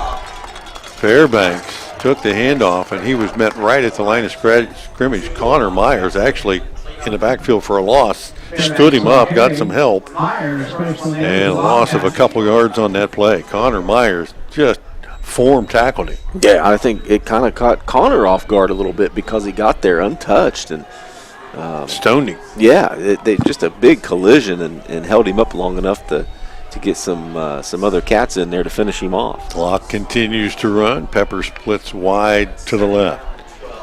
Taylor will step back and look that way, fire it deep down the left sideline. Coverage there. That ball up in the air, and nobody comes down with it. Good coverage by the Bobcats. Feldner down there. Davian Barr coming from center field. Pepper just a jump ball, and it hung up there long enough for everybody to get underneath it. Yeah, and to me that's just crazy. Look at the rest of the field. There's not one other receiver out on that play, right? And if that play, if he's covered well enough, I mean, you're putting a lot of pressure on the freshman, but you obviously have a lot of confidence in it. The quarterback to try to thread that needle. Man, give him another outlet. 3rd and 12. Yeah. Play action again. 3 receiver set, and Taylor trying to throw it back across his body, put a strike on the numbers of Peppers that time, and it would have been a first down, but he couldn't catch it. Hit him right in the number, and it'll be 4th down. That was a very tough pass, rolling to his left. Again, try to get his shoulder square and throw it back. You see why that's so difficult to do. As you said, try it at home, folks. Try that rolling or that rugby kick running to your left. Try rolling to your left and trying to stop and move your body back and throw across your body. It's not easy to do. So 6:50 left here in the 4th period. Cats leading 28-13, forcing the punt, and Taylor back in punt formation. One hops one, picked up by the Bobcats on the 30-yard line. That's Feldner and up the sideline, but a flag on the play right at the point where he caught it, and Reed Johnson's complaining. I don't think I caught him from behind, but apparently the official will disagree. Yeah, he made a good tackle out there. Unfortunately, he wasn't supposed to tackle him. That'll back the Bobcats up. 6:40 left here in the fourth period. Leading 28-13. And the Gates a pretty good return, too. Would have had really good field position. They would have been at the 43. And instead, you're going to be inside your own 20. Where they actually spot this ball down. Should be about 22? 22, yeah. So 110 yards and penalties tonight. 15 penalties for the Cats.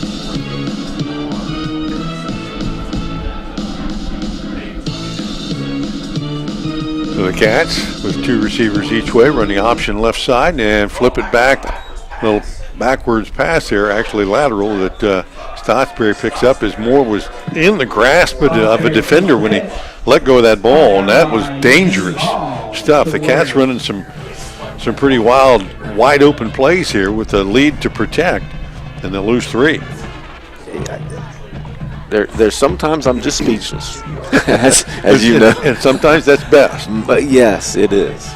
We'll leave it at that. 5 wide look with 4 of them to the right. Cats looking at 2nd and 12 and have put themselves in a situation where they have to throw the ball now, try to get out of this hole. Moore will take it, looks to his left, fires it down there, intended for Feldner, who's kind of slowed down when he realized he wasn't going to gain any yardage, trying to get past the defender. Good coverage by Cressy, who had him covered and stopped him, and Moore elected to continue just to throw it down that sideline and out of bounds. Cats really missing Devin Ogle out there in that one-on-one coverage. Wins those battles a lot. Yeah, he's your possession receiver for sure, and he goes up and gets it as well. But now, this is a pretty big conversion here. 3rd and about 13. Get about half of this to at least give your punter a chance. Stottsbury in motion to the right side. Moore looking, now flushed out a little bit, looks up on the sideline, throws it back across the middle. Bo Stottsbury hauls it in, but short of the marker at the 25-yard line, and that's going to force the Bobcats into another punt situation. And once again, looks like the Warriors are going to get the ball back in pretty good field position. As Moore will line the offense up. But he's used that rugby punt in this situation a lot. 4th and long, he'll roll to his left. Now step up and punt it away. Nobody back deep, and he got a good one off here that hits inside the 40 and rolls out of bounds about the 36-yard line. So that time able to stop his momentum to the left and step straight ahead. Yeah, because he didn't have a defender coming on him, right? He had a nice lane to be able to stop, thankfully. So the Cats punt bails them out to a degree there with 5:16 left in the game. They'll pin him back. I think they'll spot it to 37 officially. And the Warriors down 28-13 need to show a little more urgency this time. Yeah, you would think. I mean, they have to score twice, right, with only 5 minutes to go. And the one receiver set again. And the handoff straight ahead. Fairbanks off the left side. Now, we haven't seen Williams since the early part of this period as Fairbanks gets a yard, maybe 2, but that'll start the clock again. And Fairbanks on the carry for the Warriors. Bobcats, Sean Harrington on the stop. Under 5 to play. Xander Caldwell there as well. Got a couple of timeouts left, but got to get up and get going and try to get a quick strike here. Ray Johnson out on one-on-one coverage with Peppers to the left. And a handoff straight ahead Fairbanks, and again, stacked up right at the line of scrimmage. And the X-Man there again, Xander Caldwell. Having a great night on the defensive side of the ball. Has added a touchdown on the offensive side, but we've called his name a bunch tonight there.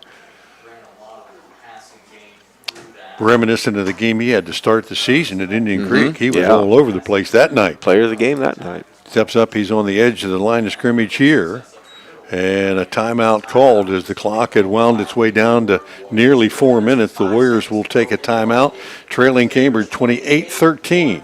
You're listening to Bobcat football on the AVC Sports YRPtv Facebook page. We'll be back right after this. Your home and your car are likely your two biggest investments. Protecting them from unexpected damage is a prime concern to WB Green Insurance.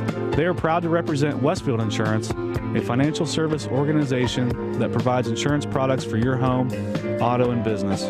Sharing knowledge, building trust is Westfield Insurance's pledge to their customers, along with personalized claim service that's fast and friendly. To learn how Westfield can help with your insurance needs, talk to WB Green Insurance today. Back at McFarland Stadium, 4:05 left here in the ball game. 28-13 Bobcats. Thanks some of our sponsors that helped make tonight's broadcast and stream possible to you. Valentine Insurance, Guernsey County Children's Services, 209 Tire, Papa John's, Galaxy Pizza, Wayne Garage Door, and out of the timeout, the Warriors face a 3rd and 7 from their own 40-yard line. One receiver split wide left, that's Peppers. Taylor takes the snap, play action, dropping straight back, fires it deep down the left sideline, taking another shot down there, and this one again tapped away by the Bobcat defense. Marie Johnson there in good coverage, got help again from center fielder Davion Barr, and Taylor's throwing that thing just as far as he can possibly throw it. About 40 yards, 50 yards in the air. Yeah. But it's just up there long enough that everybody's going to run to it. And it will bring up 4th down and 7, and you don't have Williams back in punt formation. You've got Taylor. And we saw Williams take off with it earlier. I don't think you'll see Taylor do that here. Good snap. He'll step into it, one-step punter, and he got a good foot on this one in the direction of Feldner, and he has to go through his hands. He'll have to chase it down inside the 5, working back up the middle of the field. Owen Feldner now shifting direction up the left sideline, 10, 20, 25, and out over the 25-yard line. But Owen Feldner, big mistake there. You either catch it or you don't catch it. And he kind of put his hands up, and it must have touched him because the way he went after it, chasing it all the way inside the 5. And there is a flag on the far sideline near the 20-yard line. Which was completely away from the play. And that one is going to come back. You know, as many times he switched direction and he went, you had to figure there was a block in the back somewhere. Right. That happens to you a lot in the press box when you go for the last sandwich at halftime. Somebody shoves you in the back and grabs it. It's usually Brent Boyer. All these times you're picking on him, he can't hear you. That's good. He couldn't hear me if I sit beside him. Right. So the Cats will start at their own 13-yard line, trying to put this one away as they hand it off to Stotsberry straight ahead. He'll get it out to the 20. Nice first down pickup there. Just shy of the 20-yard line. And to get that clock running. Warriors only have one timeout remaining. And here's a stat you don't know. Mm-hmm. How many first downs Cambridge got second half? Jeez. Can't be very many. 0. Wow. Second down and 4. That's about to change. Stotsberry ahead. Again, positive yards, and he'll move the sticks there. How many first downs Cambridge got in second half? I'm not real good at math. Probably one. About one. Hey, first down brought to you by WB Green Insurance. And it is their first of the second half. Scored a long touchdown earlier. Fumbled it on an earlier possession as well. And timeout on the field. 2:54 left in the game. The Warriors will use their final timeout, trailing 28-13. You know, in a game where you can add up all kinds of stats and look at things, and like that last one is like, wow. Mm-hmm. How you had 28-13 and not have a first down in the whole half. Well, and in the first half, Cats seemed to run up and down the field at will. Well, and it's because, you know, you're throwing the ball so much, right? It stops the clock and a couple of incompletions, those kind of things. But, you know, that drive that Warren had at the end of the third quarter. What'd you say, 6.5 minutes in the third still left? And they scored, actually, they did score at the end of that, on the end of that drive with 9:17 left in the fourth period, so they had the ball for 9 minutes. Yeah, so, you know. Which is almost half the second half. I mean, that's a crazy drive for sure. Great that they converted for them, but, you know, it takes so much time, and when you're down a couple scores, you got to get back in the game, and I don't know, it just, to me, doesn't make a lot of sense. Throwing the ball deep down the field every single play, it just puts your team in a hole, and they just haven't been able to climb out of it yet. The Warriors stack the line up here. The Bobcats go right at them. Trey Stottsberry trying to grind it out here. Out across the 30. He'll pick up 3 or 4 more. The Bobcats just going mano a mano here. Got him 5. You know, sometimes it's easier to block 6 guys right at the line of scrimmage as it is when you start staggering linebackers, bringing them from different places. When they're on the line of scrimmage, you get some angles and you can pin them down. Cats got that done right there, and Stottsberry popped through. And you don't see Cambridge do anything fancy here with 2:20 and counting. They just want that clock to continue to run. And with Warren being out of timeouts, I don't think that's going to be a problem. Yeah. 2 running backs in the backfield. Again, Stottsberry shifts directions from the left to the right, back to the left, breaks a couple of tackles, and then drugged from behind. That was different. And who's that? I think that was Eugene Paul, who got him by the jersey and just rode him cowboy style to the ground. Stottsberry got a couple, and it looked like he was going to break free and be gone. So instead, it's 3rd and 2. Clock continuing to wind down. 1:38 left in the game. 19 on the play clock. 15 seconds still. Moore still has a couple of running backs behind him, and the Cats unable to draw the defense offside here. Play clock at 5. Moore will reset, take the snap, and follow 2 guys through the hole and dive forward. He'll have enough to move the sticks there out to the 40-yard line. Cats will get a fresh set of downs, and at this point, all they'll need to do is take a knee to pick up win number 6.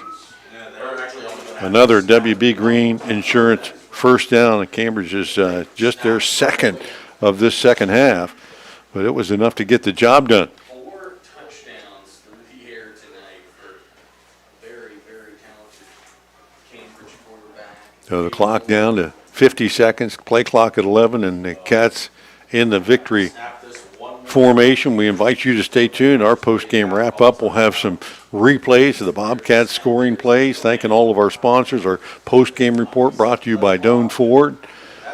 There's the Cats will take one knee. Probably won't have to take another one. Everybody starting to mill around and shake hands.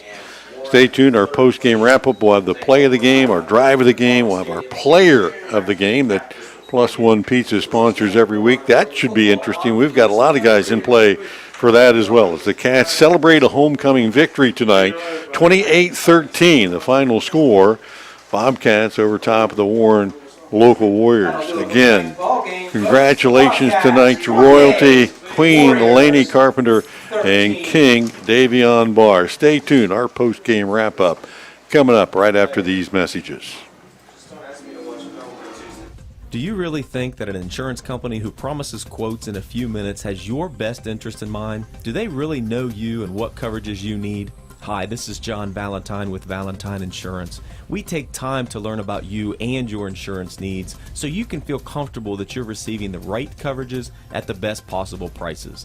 Find us on Facebook, stop by our office, or give us a call at 994-1776. Valentine Insurance, a partner you can depend on.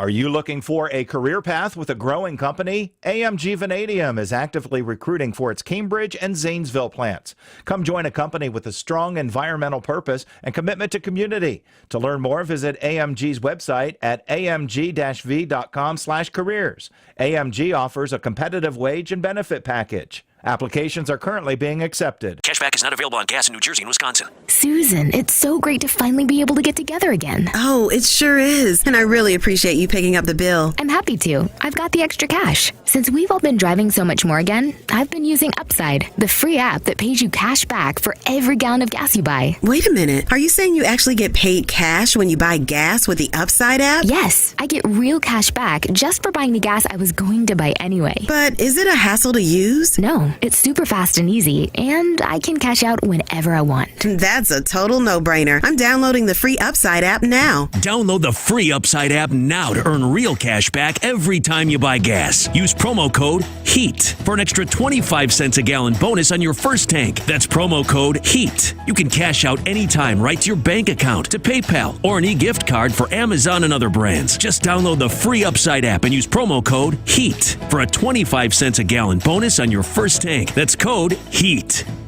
If you're having any problems with your heating system, you want someone who will be there right away to help. This is Russ Abels. At Abels, we provide emergency service for any brand of heating cooling system 24 hours a day, 7 days a week. Call us. We promise to get you up and running quickly and professionally. And if you ever need a replacement, we'll help you save energy and money with a new high-efficiency system, and we will do a flawless installation. If you need help with your heating, call Abels. Whether you are experiencing pain in your knee, tingling in your fingers, or a sore back, Superior Med Orthopedics is here for you. Their patients' health and safety is their top priority, and they currently offer telehealth visits for your initial appointment. Take comfort in knowing when you come to their facility, they're following all protocols to ensure you remain safe. Find out all their team offers by visiting seormc.org today to learn more. Now located at 16050 McConnellsville Road in Caldwell, Ohio. Patrons Buckeye Mutual Insurance Company is a mutual insurance company established in 1896 for the purpose of providing insurance coverage to rural Ohio. They offer a product to meet your insurance need, whether it is for a farm, rental dwelling, home in town, secondary or seasonal dwelling, churches, or mobile home. They partner with Grinnell Mutual Insurance Company to offer liability coverage to package with their patrons Buckeye Mutual policy. Call today at 638-3604 and follow them on Facebook at Patrons Buckeye. Welcome back. McFarland Stadium post-game wrap-up brought to you tonight by Doan Ford. Final score tonight, Cambridge 28 and Warren Local Warriors 13. Bill Kafury, John Valentine bringing our post-game wrap-up here. Stats, scoring, and more, including our player of the game. As the Cats pick up a homecoming victory tonight. Once again, congratulations to tonight's royalty king, Davion Barr, and Queen Lainey Carpenter. Pre-game ceremonies tonight, and the celebration will continue into tonight as the Cats pick up win number 6 on the year to go to 6-2. The Warriors are going to drop to 2-6. Couple of games remaining. Cats on the road next week at Marietta. The game will have the action for you here. And then finally wrapping up here at home against St. Clairsville in a game that would have huge playoff complications in terms of who gets a home game. Cats probably punched a ticket to the postseason with a W tonight. No doubt they'll be in the top 16, but now it is where do you finish, and are you going to be on the road in Week 11, or are you going to get a chance to play at home? And, that stuff is all going to play out over the next couple weeks. We can speculate, but there's first-level points and second-level points. Cambridge picking up a big win tonight helps them to keep all that destiny in their own hands. And they didn't do it in the fashion sometimes that you would expect. Come out tonight and take care of an opponent that they probably had the advantage on, but a lot of mistakes again tonight by the Cats. Penalties that negated big plays and just some missed opportunities for the Cats, but a pretty dominant 28-13 win, that they were just the better team. And you could see that from the get-go, that Cambridge certainly was in line to get a win if they didn't give it away. And, several times they tried to give it away tonight. I mean, 3 turnovers, 16 penalties. That's pretty tough to overcome. You're going to overcome it tonight. But against St. Clairsville, against Bel Air, against Union local, that's just not going to work. Well, and a coach and coaching staff, and you and I think that way most of the time, is that you have to continue to eliminate mistakes and get better. Yeah. And we've seen this team get better as the season goes on, but also we've seen them continue to make some of the same mistakes. And tonight they added a few in there. It's very difficult to be critical of Caden Moore because he does a lot of amazing things. 4 touchdowns tonight. He is the career leader in touchdown passes and yards and scoring and just about every one of those other categories. But tonight he forced the ball a little bit and tried to do some things that uncharacteristic of him he typically doesn't. He takes what the defense gives him and tonight tried to force it into some places that it wasn't going to go. Yeah, and luckily he did that in a game where it was pretty obvious that we were probably going to get the win, right? Yeah. So, he didn't do that against a team where you really need him to play his best.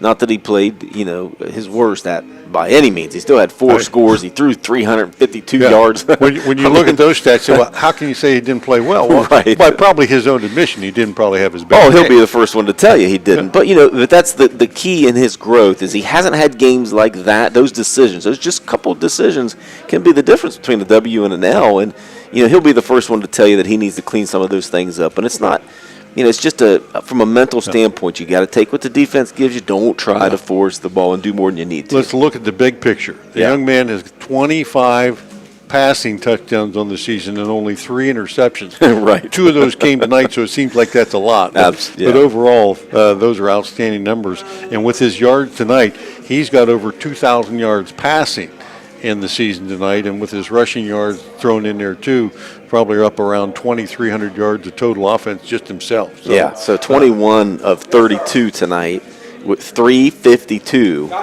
yards, 4 TDs, and the 2 picks. And, he did have that one fumble that led to that back score, in too. But Johnny Valentine here, that was your season. Wow. Could you imagine? I would have loved to play in this offense. Your arm would be hurting more than it does now. No doubt. That sure would have been fun. But, leading the way from a receiving standpoint, how about the game Davion Barr had? 11 receptions for 174 yards.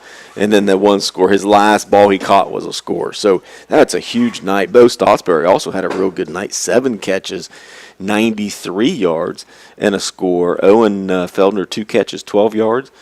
Trey Stotsberry, 1 for 10, and then Xander had 2 for 65 and a score. So, really spread the ball around a little bit, but you could see he was looking for Davion a lot more than everybody else. 11 receptions in a game is pretty solid. Yeah, listening to our post-game wrap-up brought to you by Doan Ford. Every week we have our Play of the Game. Guernsey County Children's Services sponsoring our Play of the Game, and no doubt our Play of the Game had to be that cross-field pass by Moore in the second half. Actually, Cambridge's final score of the game, 66-yard catch and run, Davion Barr. Now, had he caught the other one on the slant with the one-handed catch, that would be my vote for the Play of the Game. But, the touchdown throw there to Barr was a thing of beauty that extended the Cats lead at the time to 28-7. Drive of the Game each week sponsored by Guernsey County Children's Services, the Patrons Buckeye Mutual Insurance Company with our Drive of the Game. And Cats tonight put together a couple decent drives. One in the second period, a 9-play drive. They even had a couple of penalties in the drive that they were able to overcome and punch it in the end zone for their second score of the night. That put them up 14-0. And Lucas Parsons continuing to be perfect tonight. Just drilled it right down the middle. 32 for 32 on the season. 4 for 4 tonight. And a lot of people think that's easy and it's automatic. And it may not make that much difference, believe me. Last week's game was the game winners, every one of them. And tonight's, those extra 4 points certainly loom very, very big. So, those are kind of our big awards there. And recapping scoring, we've got some of the replays queued up for you. So as we recap Cambridge's scoring on the night, let's take a look at those, starting off with the first one in the opening period. Bo Stotsberry hauling it in from Caden Moore, 31 yards out. Yeah, down the sideline, kind of a broken play. He rolled out kind of to his right, and the defender just got lost. And really, Bo went up to get it. And the defender didn't even know he caught it, I don't think. And Bo kind of snuck down the sideline for the next 10 or 15 yards. Yeah, he stayed in bounds, which from our angle you couldn't tell if he had done that, but he was able to do that. again, Caden Moore adding another record-breaking touchdown pass to his goodie bag here, I'd say. 35 yards. This one he finds Xander Caldwell at 6:41 of the second period. Yeah, kind of threw it up for grabs there. But, again, the defender not necessarily paying attention, and Xander got behind him and had to come back for the ball, actually, to be able to haul it in. And he had just beat his guy down the seam, and Caden saw that and put it in the end zone so Xander could get it. Yeah, the last one in the first half came with just 1:15 left on the clock here, and Davion Barr gets the first of two, but a 16-yarder. Seemed like a longer play, but just from 16 yards out, capping a 60-yard drive. Yeah, that one, again, anytime you can get Davion in that slot to work the seam and get in front of the safeties, he's going to win that battle more than not. Again, if the safety steps up in front of that, he's got a chance to pick it, but Davion is so quick to be able to get out of that slot. Well, you can see Davion as soon as he came off the line, threw his hand up. Yep, and absolutely. He's such a big target. Yeah, I mean, right. Not only is he big physically, he can jump and he has such a wingspan. Yep. Just get anywhere close to him, and he pulled it down. And that's kind of what happened on this last one, too. The Cats scored 6:59 in the third period, and it was a pass cross-field by Moore, but Barr did the rest with his feet. Yeah, real dangerous pass. I mean, Caden rolling to his left, throwing it clear across the field to be able to see Davion breaking open. And credit Davion for trying to find an open spot. And Caden was looking for him the whole way. And once he caught it, there was no way the defenders were going to be able to catch it. They had the angle and couldn't catch it. No way. No way. So the Cats come up with four more scores via the air there. And the Warriors didn't go away. They made it interesting. They added a couple of second-half scores, one aided by a Bobcat fumble there that Caden Moore stripped to the ball near midfield, and it only took the Warriors a couple of plays to get to the end zone, and they found their big play guy to do that too. But the next drive they had was kind of impressive. 20 plays, 9 minutes long, and they finally get the 5-yard pass in the end zone, and that was the final score of the game with 9:17 to go. Cambridge had a couple of more possessions. Warren had a couple more, but the game ends there 28-13. Cats pick up their 6th win of the season. Yeah, and, hats off to Cambridge's defense because, there's a couple scores there late, but their defense was on the field a lot tonight. They were moving kids in and out. I get it, trying to stay fresh, but, giving the team a short field here on that first score after the fumble, you can't really credit discard the defense for that. But, they only gave up 70 yards on the ground tonight and only 16 in the first half. So, again, a lot of that was in that second half because they were just tired, right? And for a team like Warren to come out that committed to the run tonight, yes, absolutely. Their offensive formation, they came out with 2 tight ends and 2 blocking backs and the tailback, and they just said, we're going to pound it. Yeah. And still the Bobcats were able to defend it. Ran the ball 32 times compared to only 19 pass attempts. And, and typically it would be the exact opposite, right? They like to throw the ball a little bit more. And what surprised me tonight was just, using the athleticism of Pepper down the sideline and the quickness, that's great. But my goodness, why wouldn't you have another receiving option for Taylor to be able to hit in case Pepper's, guarded? But give Cambridge's defense credit. They stepped up. They defended that long pass really well. Only hurt them one time because they didn't have any safety help on that one touchdown to Pepper. But Trent Taylor, 6 of 19 for 75 yards. He did have 2 scores, but that's I think Coach Wilson would take that every day. Every day, and the Cats come up with the W tonight. And the defense held the shutout in the first half, unable to complete that in that second half. You're listening to our post-game report brought to you by Doan Ford. I want to thank a lot of our sponsors for tonight's opportunity: WB Green Insurance, Southeastern Med, Abel's Inc., AMG Vanadium, another one, and patrons Buckeye Mutual Insurance Company, along with Papa John's Pizza and the Guernsey County Children's Services. About that time for our player of the game, and anytime your quarterback throws for over 300 yards and 4 touchdowns, typically that it's an easy decision. It's right? an easy when decision. The quarterback does that. No, but somebody's got to catch it. But not tonight. When somebody catches 11 balls for 174 yards, and not every night does your leading receiver get named homecoming king. Well, it was his night from the get-go. It was. Everybody knew that it was Davion's night, and we have to give him that award tonight. 11 catches, 174 yards, and a score. He certainly was sparked tonight for the Bobcats. He got a new hat to wear, too. Knowing Davion, he'll wear it every day. +1 pizza, our sponsor of the Player of the Game, Cambridge, Caldwell, or Byesville, featuring signature pizzas and a full Italian menu. Visit +1pizza.com. Davion Barr, our winner tonight of our Player of the Game, and outstanding job by him. And certainly, like we've said before, Caden's in the play every week because he's the straw that stirs the drink, and tonight did that as well. Kudos, Xander Caldwell had an outstanding game on the defensive side of the ball. Wherever the ball was, he was. Yep. And want to give him a shout out for that. Cats still have business to tend to next week on the road. They're going down to Marietta. We'll have that game for you here on 97.7, and then following that up, Week 10, if both teams continue to hold serve, although the last score we had from the St. Clairsville Union Local was ahead of them. I don't know if you have an update on that. Well, after 3, St. Clairsville was up. Yeah, okay. After 3, St. Clairsville was back up. Yep. But, yeah, finals 2013, St. Clairsville got the W. So that's a game that the Bobcats will be eyeing even as they head to Marietta a week from tonight. That big Week 10 matchup will probably dictate who gets a home game. Oh, absolutely. If the Cats can pull that out, they definitely would be in line for a home game, no doubt, because it's just basically from the second level points.